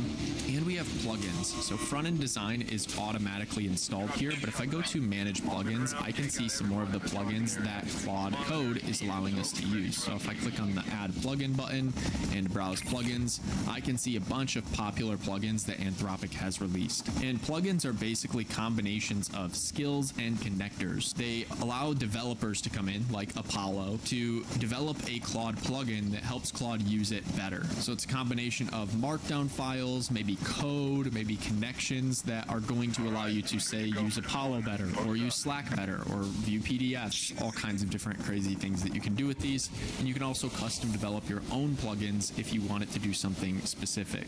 Now, most importantly, let's go ahead and select a folder. And this is going to allow us to select a code base that we already have or choose a different folder. Now, by default, it's not going to allow you to send a message until you select a folder or a project that you want to work on. So I'll click select a folder, choose a different folder, and I can just select my root directory and hit open. So now it's in my root directory. Now, what I recommend when you're working on projects in Claude Code is having a separate directory called projects or apps or something like that. I'm just going to call this folder, in this case, tutorial, and I can actually have Claude generate that folder for me. Create a folder called tutorial. When I hit enter, it says trust this workspace, and it just makes sure that I'm allowing it to do this. So I'll just say trust the workspace, and then Claude Code will begin spinning up this task. It's running commands here. It's running a command here to make that directory for tutorial. And now it's created that folder. So now if I start a new session, I can go to select a folder and I can choose a different folder, and you'll see here that it created that file called tutorial. So I can open that up, and then this folder can act as my directory for all of the apps that I'm building with Claude Code. Now, if I want to create instructions for Claude to know for this project, I can have it create a claude.md file in here. Create a claude.md file that just basically says that this is the directory for my projects for a tutorial that I'm creating. And I'm going to have subdirectories in here for all of the projects that I have. So basically, you can think of this as the root folder that is going to contain all of my projects that I'm going to be sharing with you throughout this tutorial. So I'm going to send this off, and it's going to know to create that Claude MD file in tutorial, and it's basically just going to give it a brief description of the subdirectory. So now with Claude Code, I can even say things like open that file in Finder for me, and it will open up that Claude.md file. I'll just allow it, and boom, right here, it opened up that Claude MD file that it created, and it's a very simple file, but it just says tutorial projects. This is the root directory for tutorial projects. Very simple, but that's just an idea of how you can get Claude to quickly create files, and I feel that this is a lot quicker than using Cowork. Now let's say that I wanted to launch and deploy that website that I created earlier as an artifact. That's exactly where Claude Code is going to help. Remember this artifact that I created earlier, this portfolio style variations? I can just click into this artifact in the web version here, and I can go back through all of those different styles that it gave me for my personal website. So I can decide which one that I want to use, and then I can take that over, hand it to Claude Code, and it can put the final polish on and deploy this website. So I actually decided that I really like the Studio Hand website here. I don't like everything that it's added, and I definitely want to make some modifications to it, but this is a great starting point for the styling. So what I can do in this project is I can say, I want you to take the Studio Hand styling and turn it into a JSON object so that I can hand it off to my developer. And if I send that off, it's going to create an instruction manual, essentially, that Claude Code can understand extremely well. And it looks like it's doing it for the time zone slider, so I'm actually just going to stop it, and I'm going to say, actually do it for the personal website in style 4.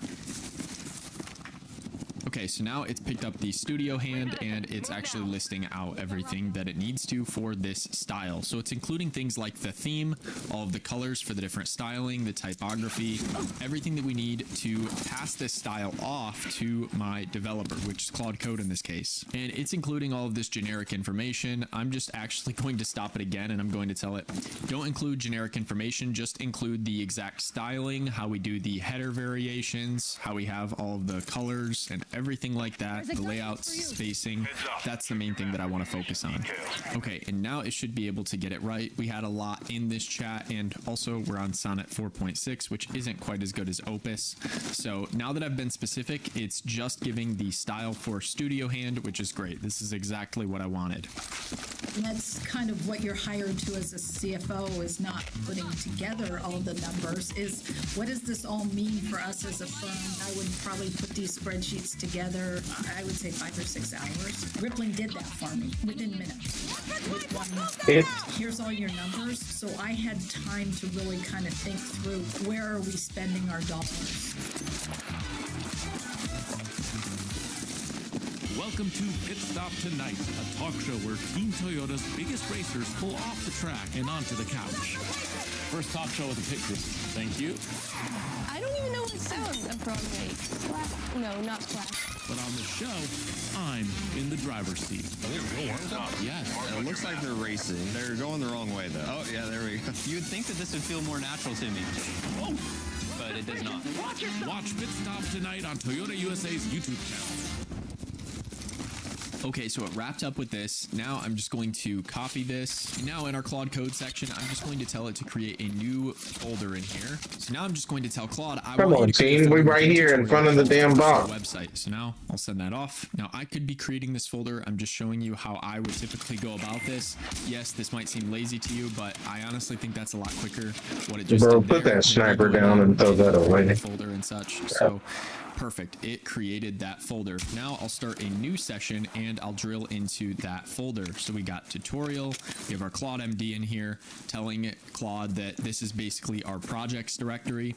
And then if I go to personal website and hit open, now I can begin working on our personal website. So we're going to go back to the GCAO prompting sequence. And this is going to ensure that I get all of the best results with this out of the gate. So first I'll start with the goal. So for the goal, I just said I want to create a personal website using Astro and Tailwind. Astro is a framework for creating very simple websites, and Tailwind is a styling framework. I want it to have a blog and a homepage. On the homepage, we should have a featured section. We're also going to be using Netlify to deploy this, so I want it to be easy to deploy, and I want it to stay on brand with these styling characteristics here, and I'm going to give it those styling characteristics that we generated from our artifact. Perfect. So this is getting pretty long already, but let's go ahead and give it the C, which is context. And this is going to be you nigga picked up my gun off the ground? Damn, more about thirsty. me and what I want to have on that website. All right, so now I've given it some context for the website, where I say for actual content and for context around this website, my name is Carter Sriracha. I've spent the past decade creating tutorial content on productivity software, helping individuals get more productive in the workspace, but also in their personal life. And I've amassed tens of millions of views on YouTube, reviewing and teaching software. My main focus right now is helping people use AI tools. Now I've given it some context. I've just talked more about me and what my offer is. All right, now I've given it some actions. So I've told it exactly what I want it to build, all of the pages that I want. I also told it the main goal of the website and how I want it to store those blogs. And now I've just said we will deploy with Netlify. I want to be able to post blogs when an API endpoint is hit, meaning I can talk with this thing through Claude later down the line, and I can actually have it help me write the blogs. And then Claude can post the blogs for me. I also want to be able to patch and edit those blogs, meaning I want to be able to update them essentially. We'll need to add an API key to the environment variables, and blogs can also be in a draft state. So the API key is basically my password to be able to upload and edit blogs, and I'm going to be able to securely give that to Claude. So now I've made sure that I'm in my personal website directory, and I've written this monster of a prompt, and I'm going to send this off and see what Claude can create. And now it's running me through a Q&A process so that it can get some more context, and I did didn't include some things that I should have already included, so I'm going to go ahead and give it this information. So the link is aifoundations.io/apply to the blog API endpoints. Should the blog content be stored as a JSON file on disk? Simple, works great with Netlify, or you want a database like SQLite. I'll go with JSON files since that's what's recommended. And for the API endpoint that creates /edits blogs, what should trigger a rebuild on Netlify after a blog is posted by the API? And this is getting a bit out of my wheelhouse here, so I'm just going to ask it. Explain these options a bit more in depth. I want to know the pros and cons and what I should end up doing for this based on my use case. So I'll go ahead and submit that. And I'm going to go with the recommended approach here. And now it's actually gone into plan mode and it's writing out a plan to create this website. And now Claude has drafted up this beautiful plan that I can scroll through, and I can even click on the sidebar here to go to different sections of the plan and read through it to make sure it's exactly what I want.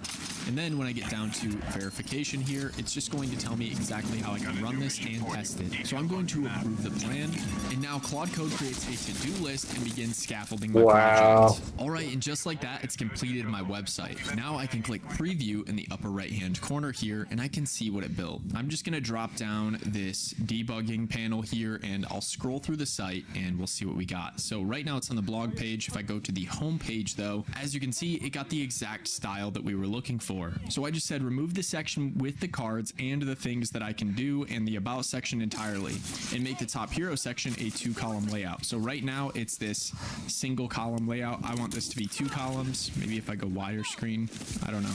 I think that looks kind of weird, so I told it to make that 2 columns, and then instead of being side by side. So let's go ahead and send that off.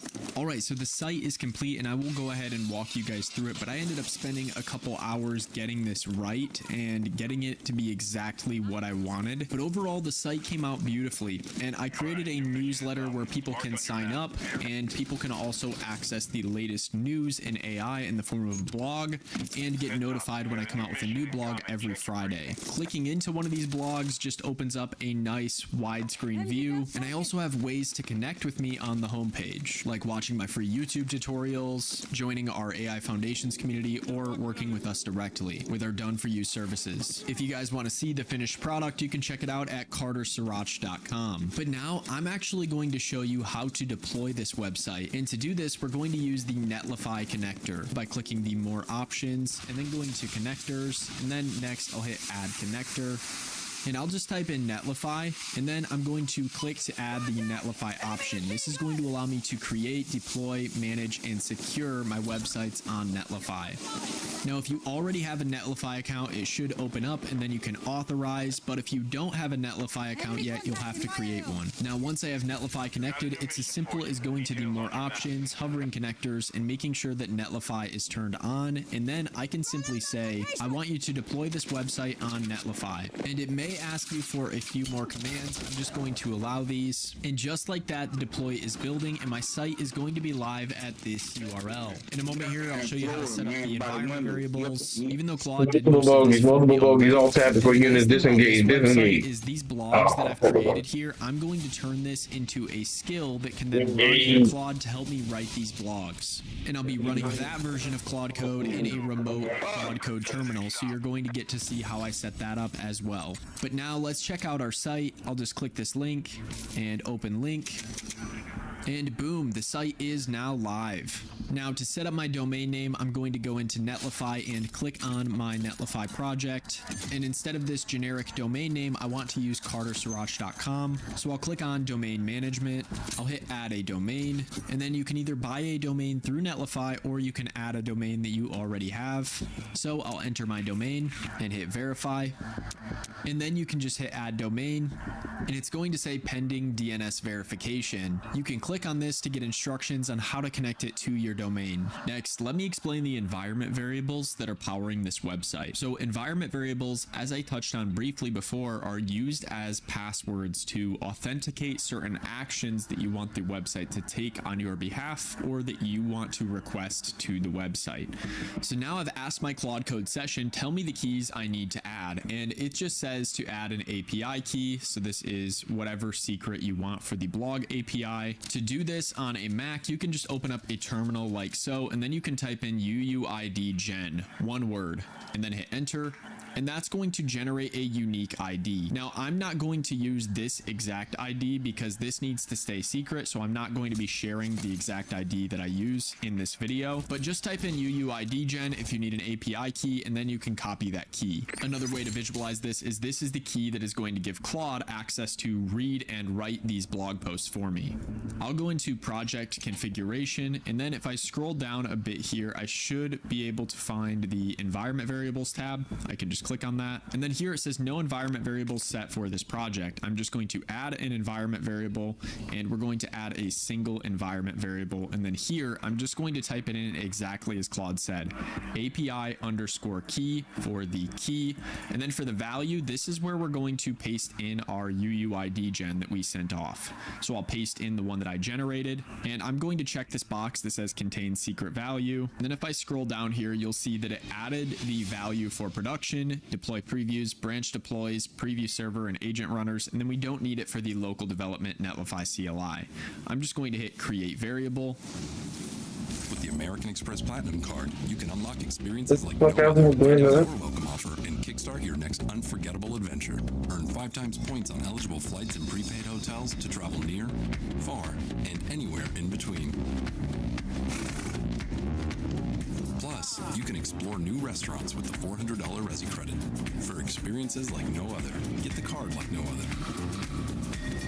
There's nothing like Platinum.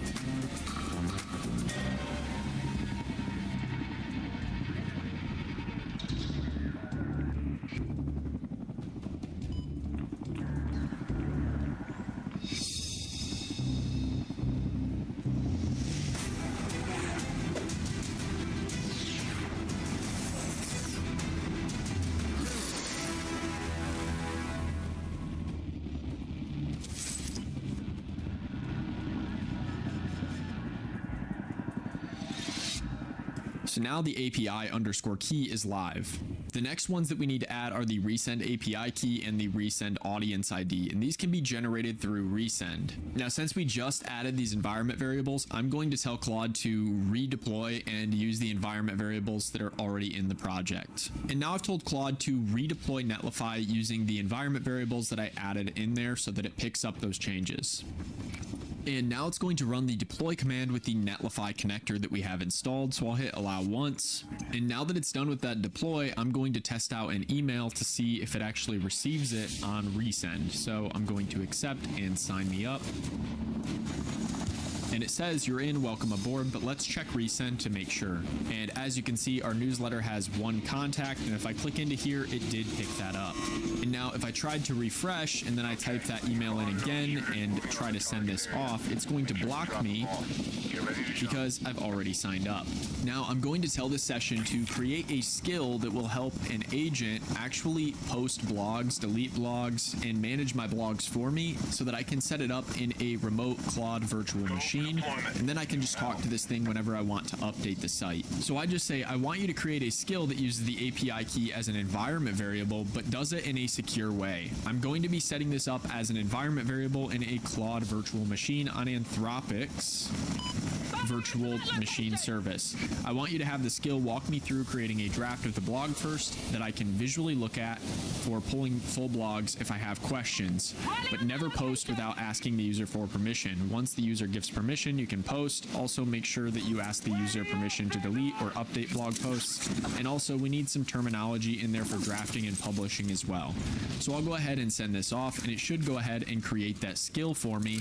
And then I can give Claude that API key in a secure way, and I'll show you how to do that. And now it's creating that skill, and as you can see, it references the API key using blog underscore API key in shell commands. And I'm going to show you how to set that up in Claude's environment so that it can securely use that API key without actually reading it or compromising it. And now it says that the skill is ready. Now I'm actually going to tell it to move this skill into this project's directory for personal website. So I just said move this skill into the project's directory for personal website so that when I use Git GitHub, I can actually deploy this with the skill. Also, let Claude know that it's going to see the entire code Shooter base, downstairs just focus on basement. the skill. Hit him, hit If him, the hit user him. wants to write a blog, Claude will be connected to a GitHub repository for this skill and for this code base. So I'm going to send this off. So it's added that skill to the proper location, and now we have to get this code on GitHub. So I'll make sure that I'm logged into GitHub, and I'll go to github.com/new, and then I'm going to create a repository name, and I'm going to choose the owner.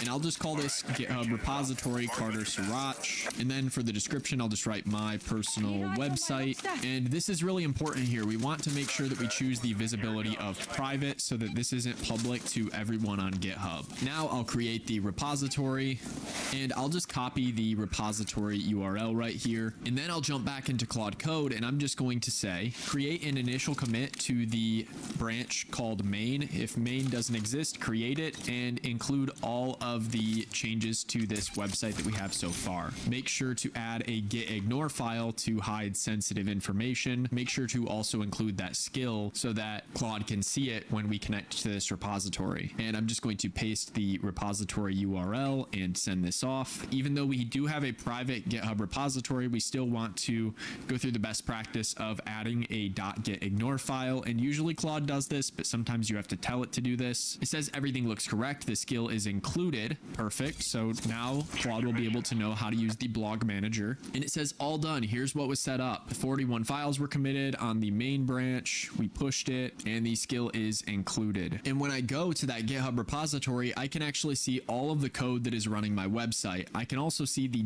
.claude file, the skills, and the blog manager.md. So this is perfect. This is going to be instructions for Claude to know exactly how to post blogs to our website. Next, All units, contact north. Contact north. Key, and I'm going to engage the enemy. Push up in AA. Code, and we'll click on the little local button down here, and then we're going to add a cloud environment. Grenade. You can also just edit your session here Grenade. on local, and you could add that as an environment variable here, and you could just put the API key. But I want to show you guys how to actually set this up with a cloud environment so that you can do this wherever you go. When you're on the go, you don't have to have your computer on. So I'm just going to add an environment, and here I'm going to paste in the API key, and then I'll add the API key right here after the equal sign. And now I'm just going to call this blogger, and I'm going to add this API key, and then I'll go ahead and create the environment. So I've just given it full network access. Now I'll save the changes. And now what that's going to do is it's going to allow me to select a repository, and I'm going to search for my website, and it's right here. So now I'm just going to tell it to try to read me the blog posts. All right, Read me the blog posts on our live site. And boom, now it has given me the blog post, so I could continue working with this. Now, since I have this in a cloud environment, I can open this up on the go on my phone. So I can open up Claude Code on my phone, and the code doesn't even need to live on the phone for me to be able to access this. I can just change my cloud environment to Blogger, then I can choose the proper GitHub repository, and I could tell it here, remove the blogs on my website, move all of them to draft. And then I could send that off. And because I've given it the GitHub repository and the right environment with the blogger, it's now able to do all of these tasks without me having to have the code base live. So it's listing the blogs, and it said, I moved the 4 published posts to draft status now. Now, what if your API has an issue and you actually need to update the code base? That's what I'm going to show you how to do next. I'm going to show you how you can deploy the changes automatically once you push them to GitHub. So in order to do that, you're going to go into Netlify, you're going to click deploys, and then you're going to connect this up to your GitHub repository. I can just click on deploy settings, then I'll click on continuous deployment, and I'm going to link a repository. So we'll link to an existing repository. I'll click on GitHub, and then I'll just type in my repository name here. If it doesn't show up, I can just hit configure Netlify on GitHub, and then in a separate window, GitHub is going to open, and I need Man, who the hell was down in that fucking dungeon with me, bro? So Like, bro, hit we select fucking repositories, add the right repository, and then hit save. Now, if I erase what I had in here and I just try to type it in again, I should see that I'm fucking going to war with those motherfuckers, man. You fucking know where to be found, bro. Deploy on main, and I'll hit deploy Carter Sriracha. And now it deployed the changes that the cloud That's fine. Look, now they're here with us already. moved all of these to draft by mobile default, so it shooters. says coming soon, stay tuned. And now all future changes can automatically update the website. For instance, from my phone, I could just tell it to change something like, instead of every Friday, maybe I want this to be every Monday. I can just say update the header in the website to say every Monday instead of every Friday. Then push that to the main branch on GitHub and it will auto deploy since we set that up. And as you can see here, right now it says every Friday. Let's go ahead and send this off and Claude will complete the change. And I just want to hit home, the beauty of this is that you can be anywhere and you can update the code on your website because it's running on Anthropic's server when they're actually doing these edits. It doesn't need to be running on your computer. It doesn't even need to be running on your phone, but you can communicate with your code base directly from your phone and make changes to your website just by chatting with Claude. So it's made that change. Now it's committing and pushing to GitHub. So it says it should auto deploy on Netlify now. Let's just go ahead and refresh and see if this changed on our website. And boom, as you can see, it changed it to every Monday, all done directly through my phone. All right, now my site has everything that I want, and I even added our first news. So if I click into it, it even generated these nice images for the feature image, like this one of the butterfly for Project Glasswing. And I've instructed it in the blog writing skill to do all of the research that it needs, identify topics, and then propose a topic to me. They even added these nice charts here and screenshots from the web. Next, I'll show you how to schedule tasks in Claude Code. So if you open up the side panel here and then you go to scheduled while you're on the code tab, you can create a new task. And then you have to decide, do you want this on local, like your actual computer here? This will require it to be on for it to run that scheduled task, or do you want to run it as a remote task in that environment that we set up earlier for the blogger? I'm going to go with remote tasks so that this can always run. I'm not relying on my computer being open or me actually sitting at my computer. Why take up this machine when I can just spin up a machine remote? So I'll click new remote task and now I can give it a name. I'll call it daily blogs. So I've just said you are now in blogging mode. This is a scheduled task where you will run through the research flow independently, find 3 topics that are timely, and write drafted blog posts about them. Then send me an email using the Gmail connector when you're done. Never publish the blogs, just send me a link in my email once they are ready. Use the Gmail connector to email me at car@hey.com from my Gmail account with a daily summary and links to the drafts. And then I'll just select my repository and I'll make sure that I'm in the proper cloud environment. And we'll just say we want this to run daily at 6 a.m. so that I get a nice morning briefing from Claude when it's done. And then if I scroll down here, I see that we have some connectors. I'm just going to turn off some of the connectors that I don't need. We actually don't want Netlify in this one. I just want it using the API.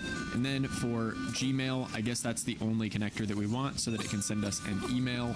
And then I'll go into permissions here, and here I can allow unrestricted branch pushes, but I'm Man, you got motherfuckers camping the damn branches. I just simply need it doing the task of writing the emails through the API. We don't want it actually updating the code base on a schedule. So now I'm going to create this, and the next run will be tomorrow at 6 a.m. So this is just going to run like clockwork, constantly giving me drafted blogs every day that I can review and then I can edit alongside Claude later down the line. You know, if I click into here, I can also go ahead and run this right now, and I'll show you what this process looks like.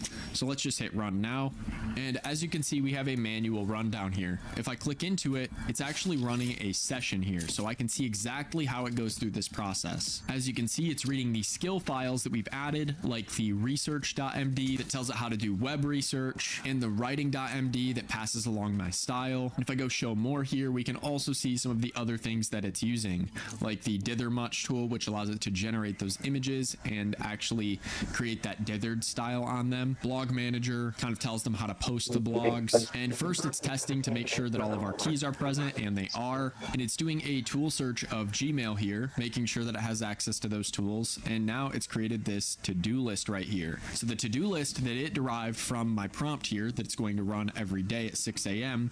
is number 1, researching trending AI topics via Perplexity Sonar.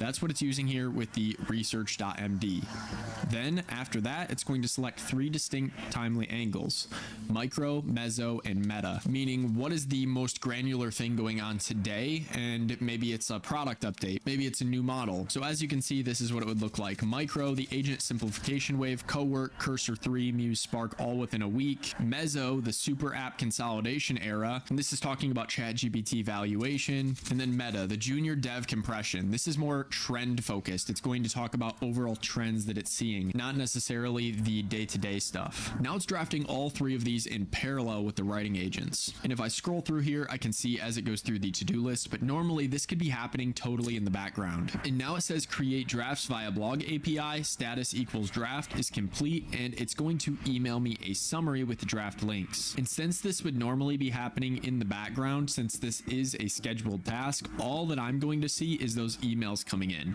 And then I can go in on a more focused session and I can talk to Claude later and I can iterate on this blog using the blog API that I gave it access to. It's actually really good updating the blogs, and the Project Glasswing blog that I added on my website already took a bit of editing and a bit of human oversight, but I would say that the AI gets it 70% of the way there. And just like that, the agent sent me the email with the summaries and the links to view the preview. So now let's go into the preview URL for this one right here, the junior dev compression. And I have this password gated so that not just anyone can view my blog posts when they're in draft. I'm going to sign in, and then we have the entire blog post that it wrote out here. Let's just take a look through it. I would say it looks pretty damn good. Now what I would do is I would read through this further. I would have it generate the feature image. It actually mentioned that it didn't generate the feature image for me in these drafts because it didn't want to burn through my API credits since it uses an image generation tool. If I wanted it to generate them anyways, I could just have it do that, but I don't mind going through during the publication process and just making sure that everything looks good.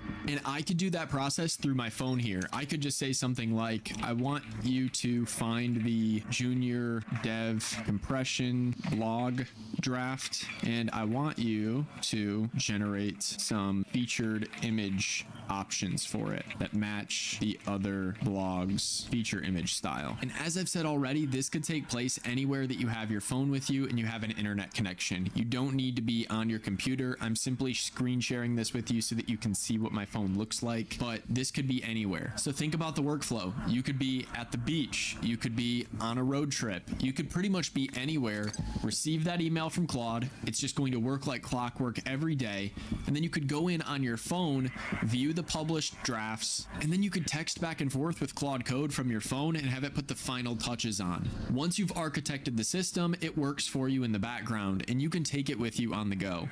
All right, now it's come back to me with those preview images, so I can simply click to open any of these links here and I can view what they look like, and it's going to show me the images on my phone. I'm gonna say let's go with option 3 and add it to the drafted blog on the website as the featured image. Bet you can't run as fast as T-Mobile. Bet you I can. Well, you better pick it up, because T-Mobile now has the fastest 5G home internet. Watch this. I'm okay. T-Mobile now has the fastest 5G home internet, just $35 a month.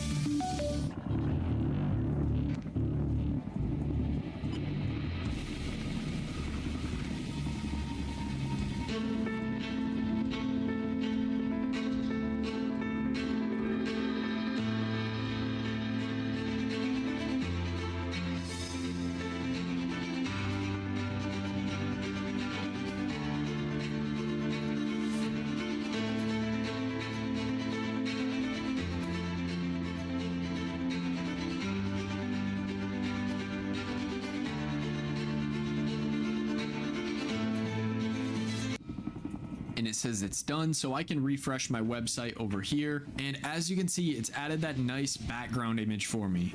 Now I could also read through this and I could ask it questions about how I can improve this, or I can work with this in a more meta way and I can have it actually improve its processes by editing its skill files directly through the phone. So the first few times around with the workflow, you might not have the exact results that you want, but after a while, Claude can hone the skill, chip away at it, and get the perfect process down. It's just like training a new employee. When someone comes into your company, they don't have all of the skills that they need, but you can actually craft these skills skills and a strict SOP. And the beautiful thing about Claude is it follows the SOP a lot better than a human would. This is a 14-step workflow that it can go through if I want it to actually write the blog, research everything, create the images, do the final touches, check for AI sounding terms and humanize it. All of those things are done through a structured process. So any kink in the chain or any point that I want to change about this SOP or the skill for Claude, I can do that on the go. Now, the final method for interacting with Claude Code is to use the terminal directly. And this is going to open up some more possibilities in terms of commands. It's a lot more flexible and familiar to a developer or someone who's already used to the terminal. And I found that this is the quickest and best way to interact with Claude if I have time to sit down at my computer and actually use it. So I'm going to CD into my tutorial project, and then I'll list what's in here. I can see that I have personal website in here, so I'll CD into personal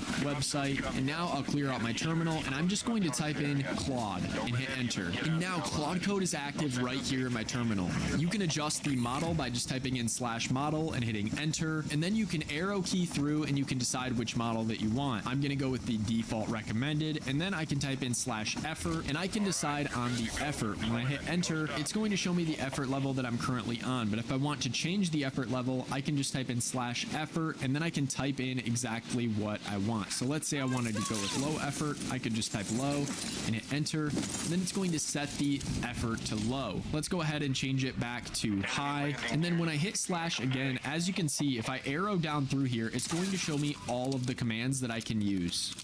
Got enemy in sight! And then if I want Claude to do something, I can just type it in right here. So I can just type out a simple prompt like assess my website and check for ways that we can enhance the speed and the SEO. And then I can hit enter. And inside of the terminal, we also get some extra commands like /BTW, which stands for by the way. This can ask a side question that doesn't interrupt the flow so that I can get an update. So if I type in /by the way and then space, I can just type out my question. How is it going so far? And then I can hit enter, and it's going to answer that in parallel while this task is still running. This by the way session can see what's going on, and it can tell me what we've done so far and what it's going to work on next. Then it'll answer the by the way question, and if I hit escape, now it's actually answering my question.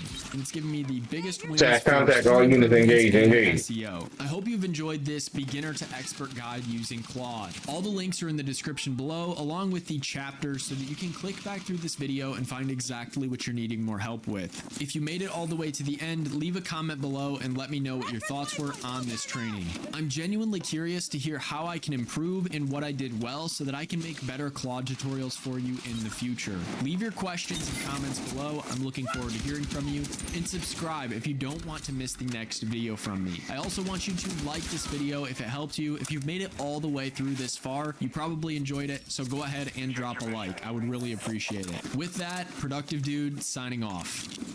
America, 250 years of independence. Since 1916, Boeing has lifted our nation to the skies. America and Boeing, together we make history.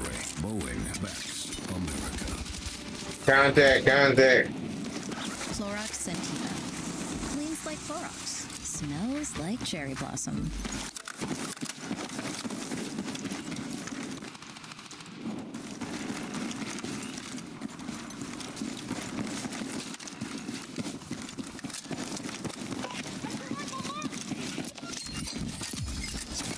Heads up. Check your map for new mission details.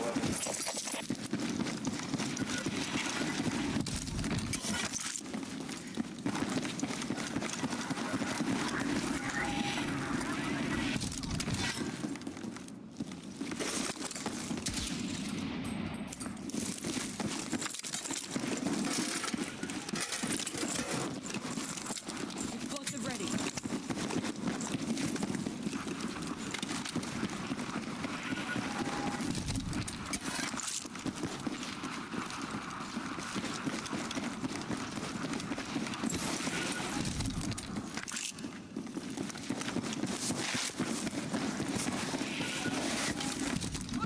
Got enemy in sight. Fire wheel.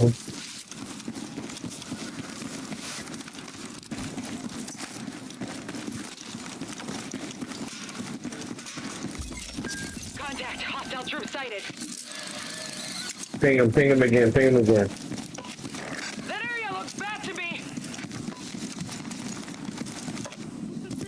I got this tool. Danger area. Use caution.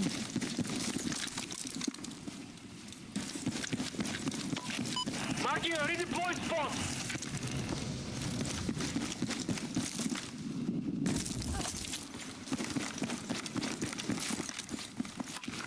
Look suspicious. Watch yourself.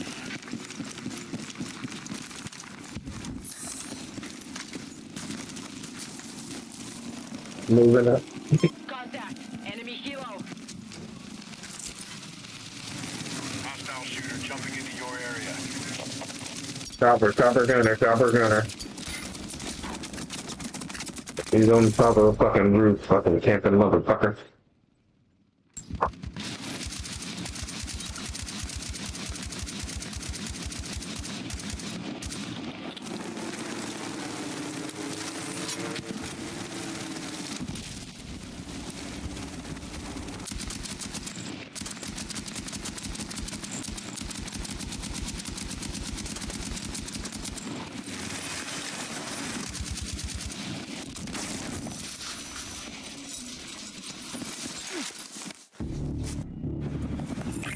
Cock and lock. You're heading back in.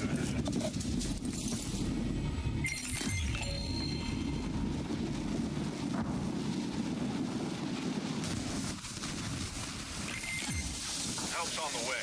Watch their back.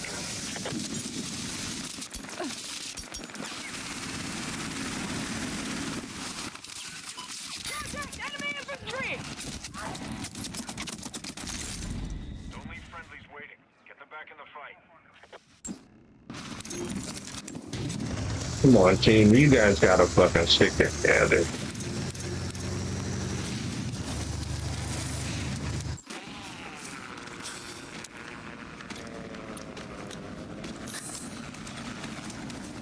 Well, fucking every fucking part of the map besides fucking together in a fucking team game like fucking Battle Royale.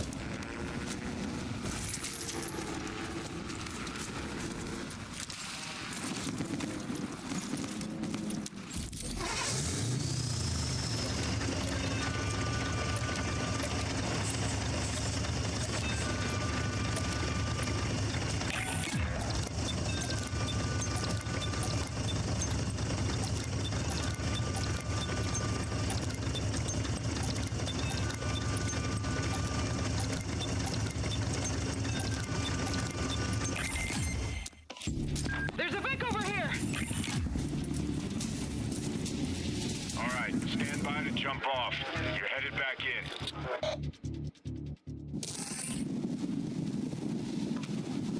Hostile machine gun. Got enemy in sight. I don't like the look of this.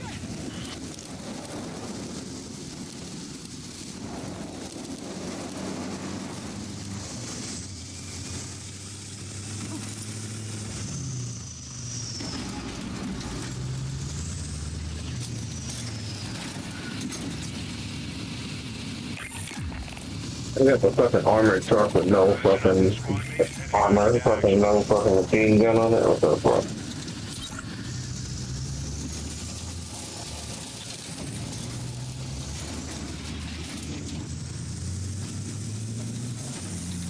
Got a new mission for you. Details on your map.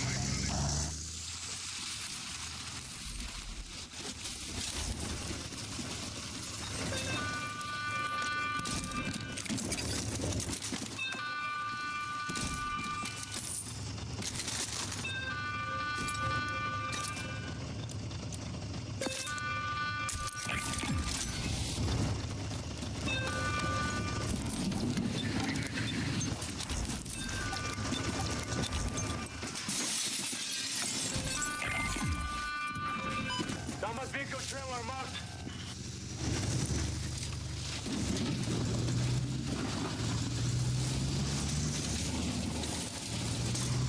This shit a fucking death trap.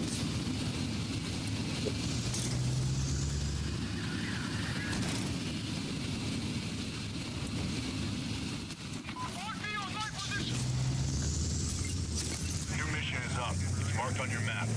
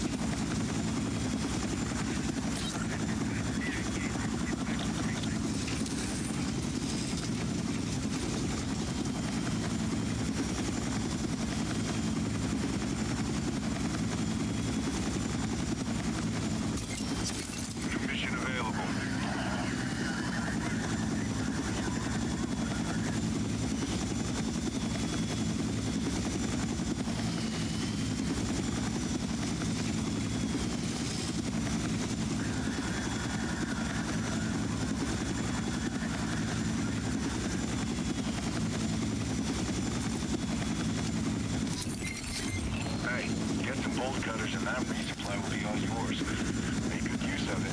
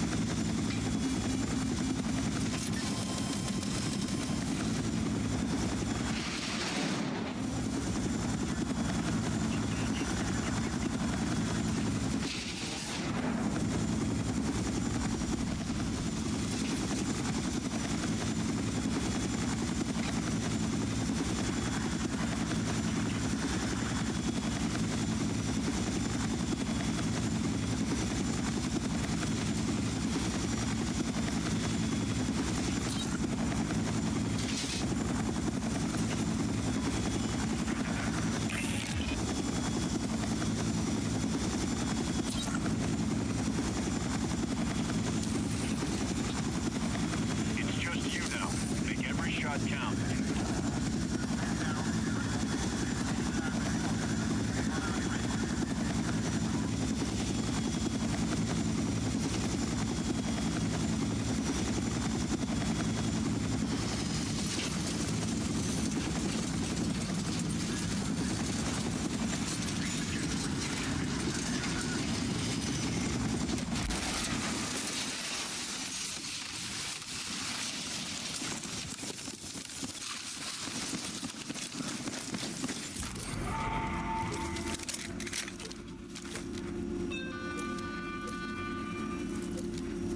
I could see you guys wanted that. I could have stayed in that helicopter all day.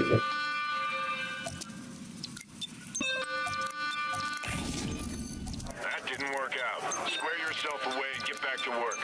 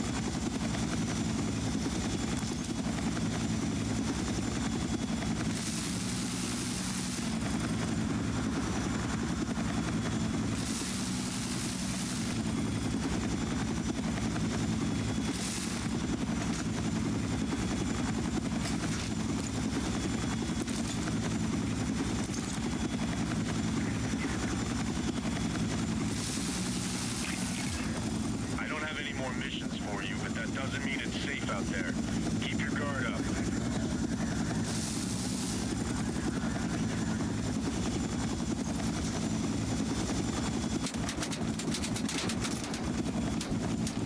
Got a bad feeling about that.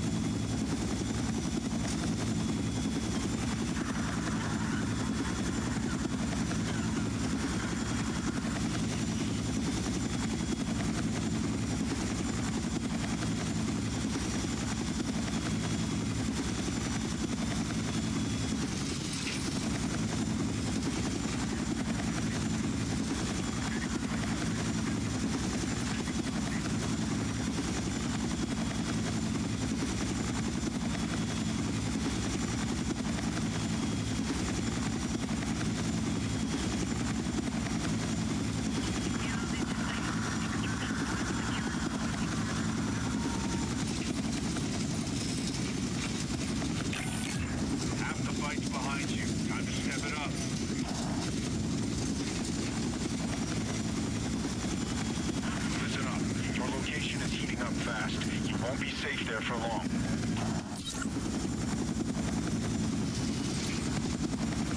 Enemy landing near you. Make them pay.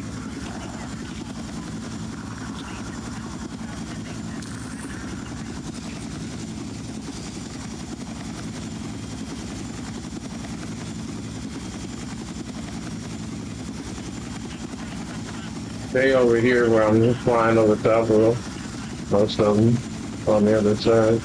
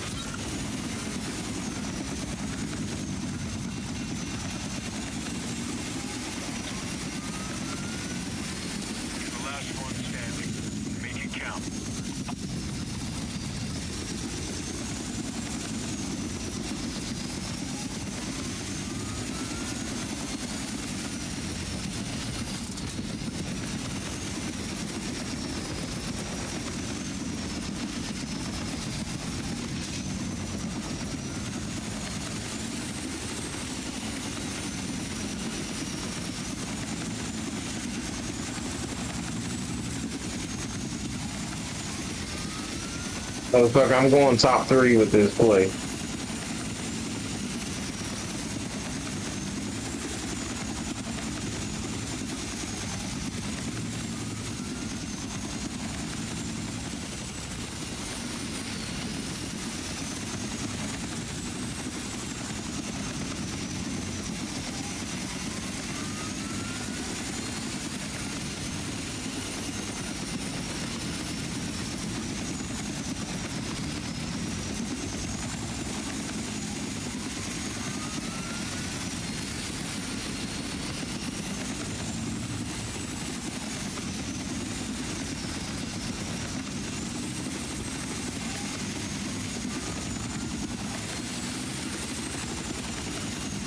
You never know, boy. I might just win this shit. I feel like a win. I feel a winner energy.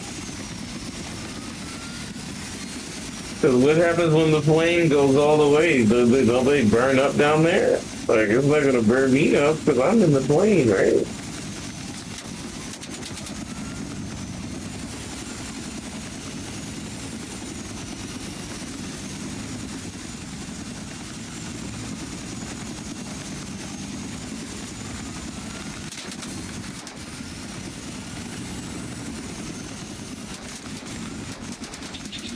Yeah. What? It kills you? Oh, that's lame. It fucking kills you when it goes up. You can't just jump. Oh, that's nice. That was fun. That was unexpected. Alright.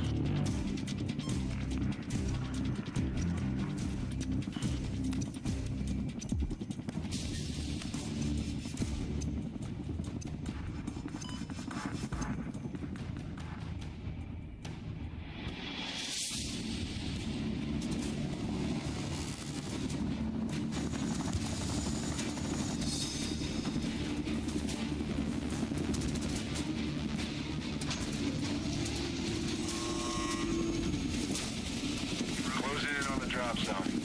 Now we need to find out what's going on, so keep comms open. You're cleared hot, so engage anything that moves.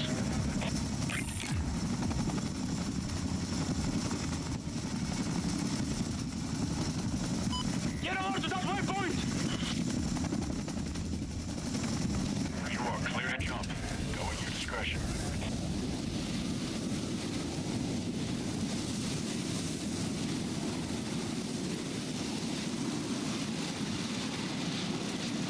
Get over to that waypoint!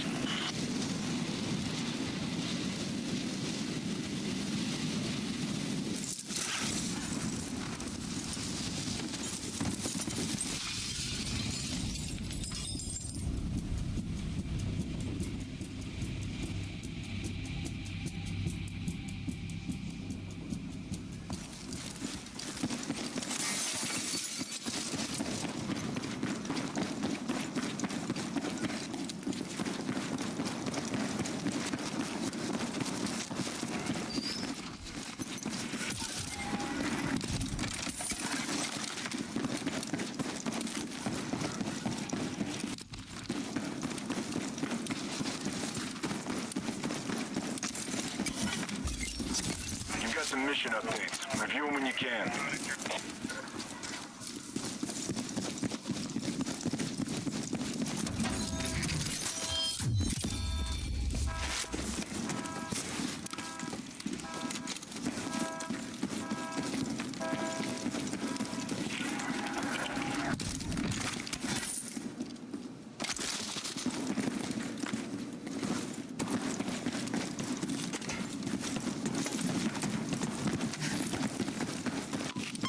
Seeing a gear container over here?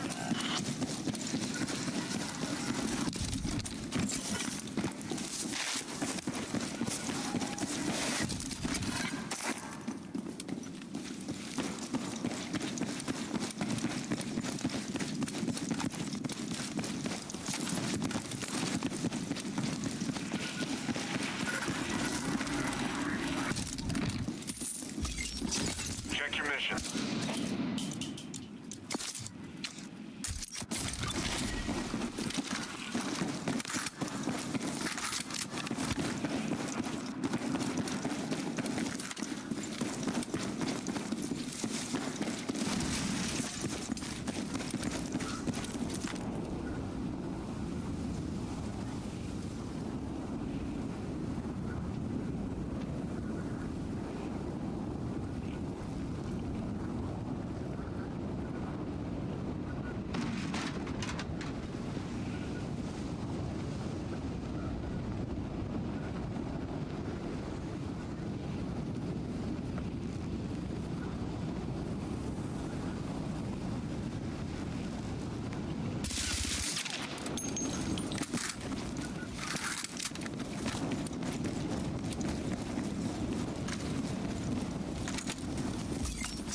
Alright, new mission is up. It's marked on your map.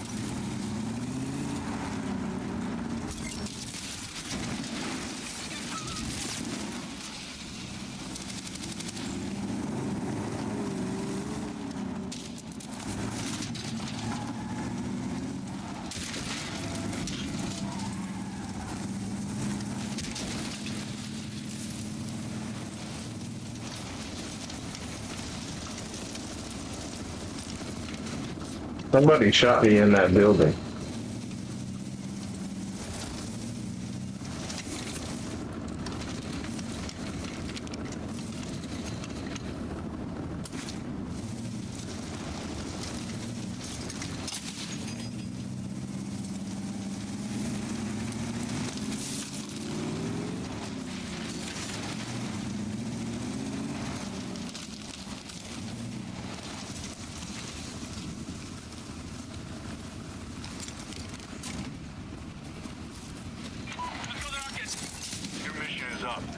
on your map.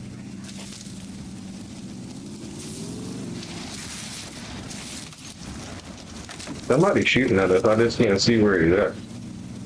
Keep your head on the swivel.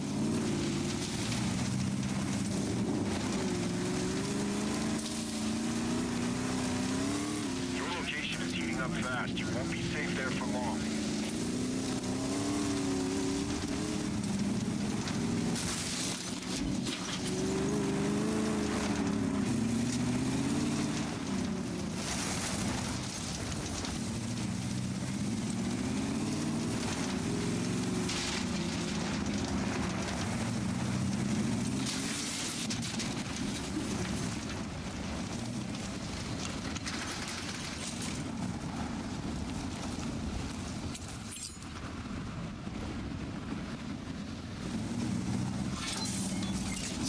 Heads up. Check your map for new mission details.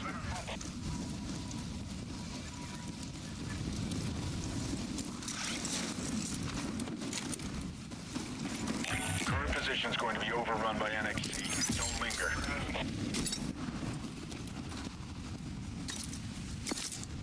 Heads up. Your grid's about to be compromised by NXC.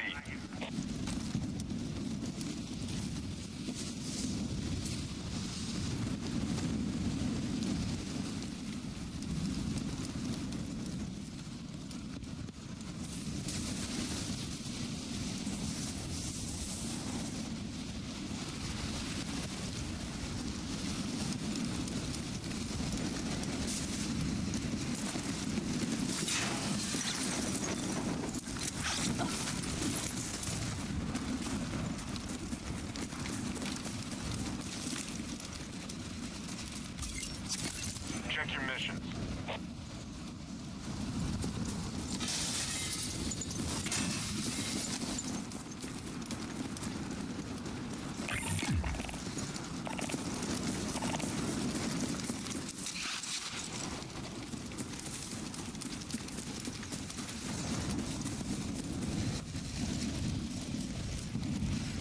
Burn line incoming. Clear out while you can.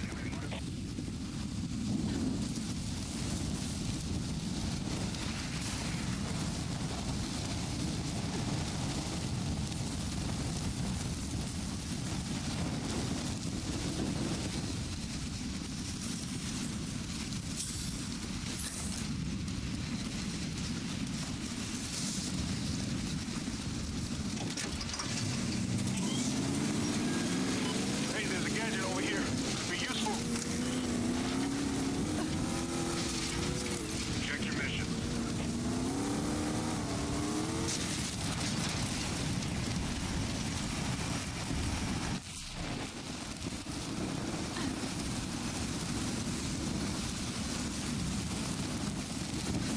Man, these fucking weapon caches, like, they spawn in, like, weird-ass places, bro.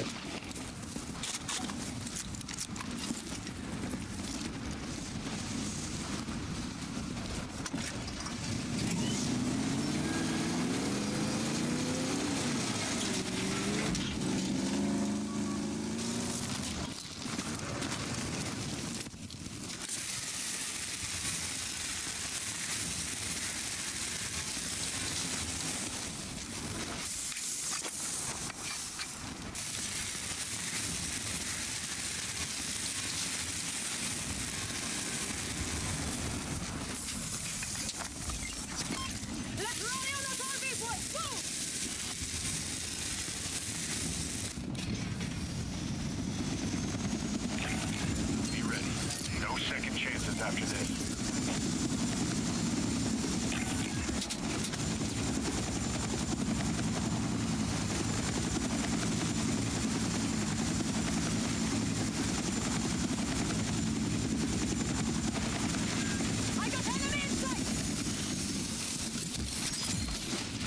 Heads up. Enemy dropping into your area.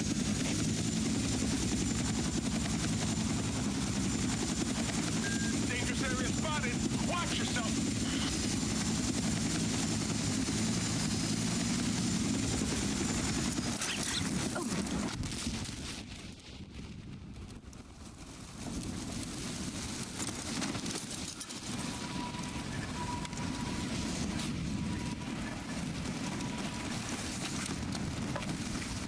Burn line incoming. Clear out while you can.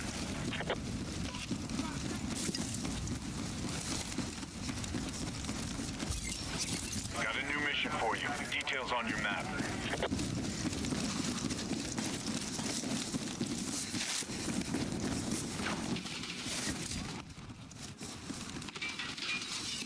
There's somebody in the building.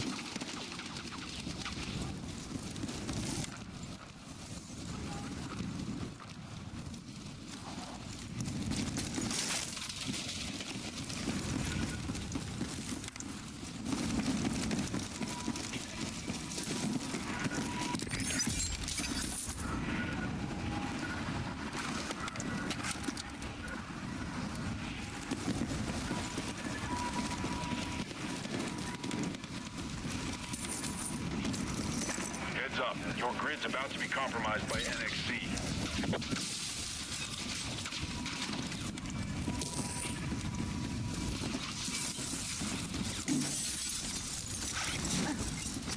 Alright, your mission is up. It's marked on your map.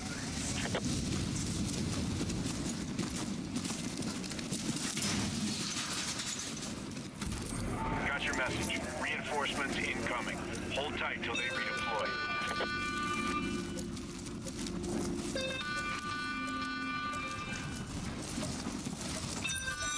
Heads up. You got a new mission incoming. Check your briefing.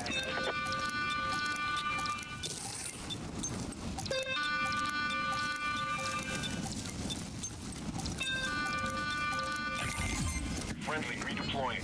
Stay sharp.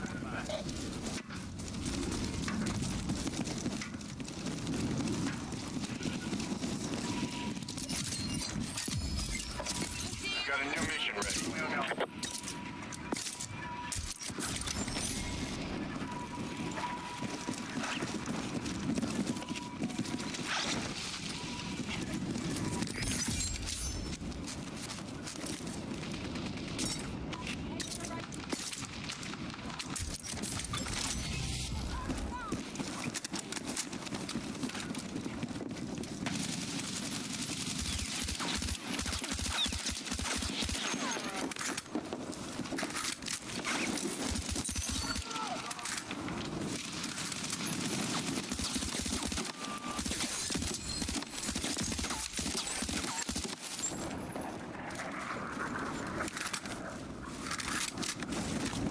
Another one right there.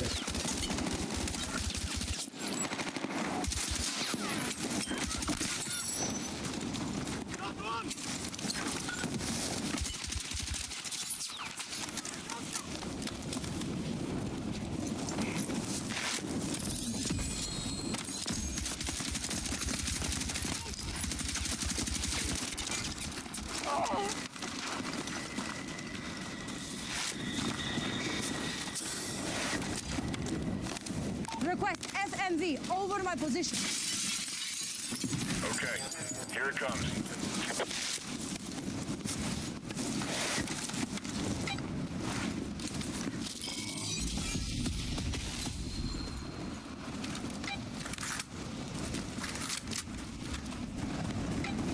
Two of them.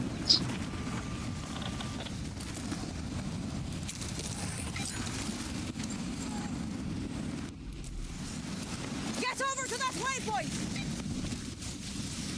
Three of them. That blaze is closing in. You don't have long to get clear.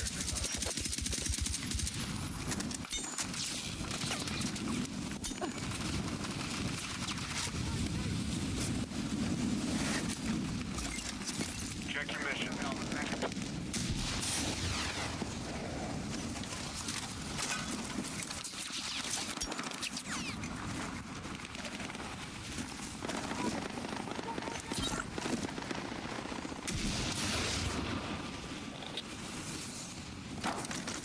Last one standing. Make it count.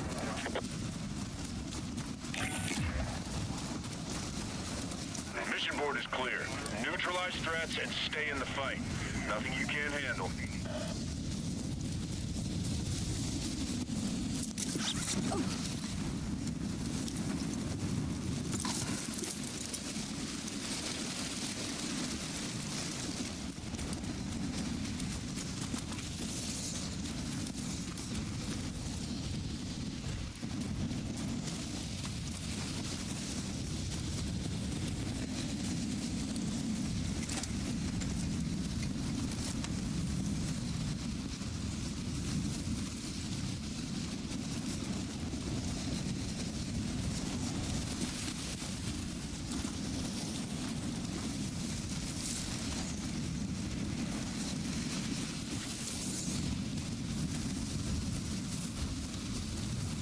Listen up. Your location is heating up fast. You won't be safe there for long.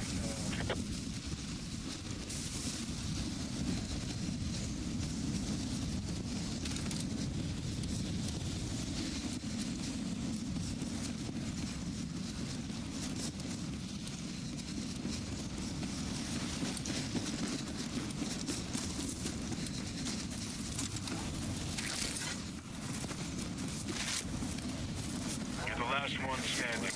Make it count.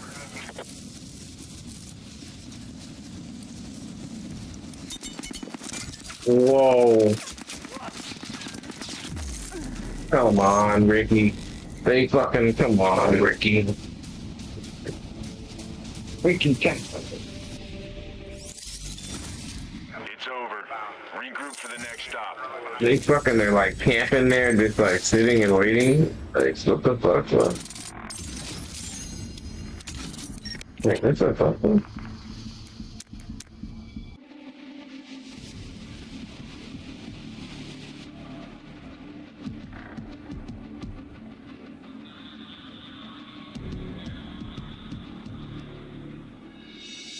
Yeah, bro, that thing like that might be the fucking last game, bro. Finish that one. No fucking. Tomorrow's gonna be like a crazy day, bro. We gotta get to like here. We might have to do the whole thing, bro.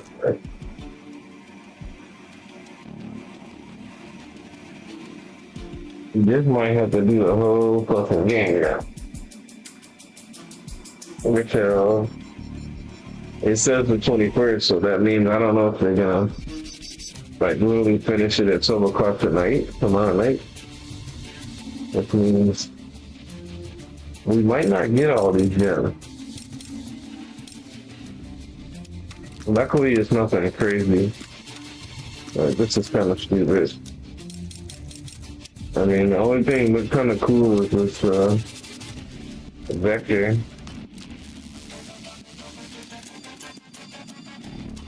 All white vector, but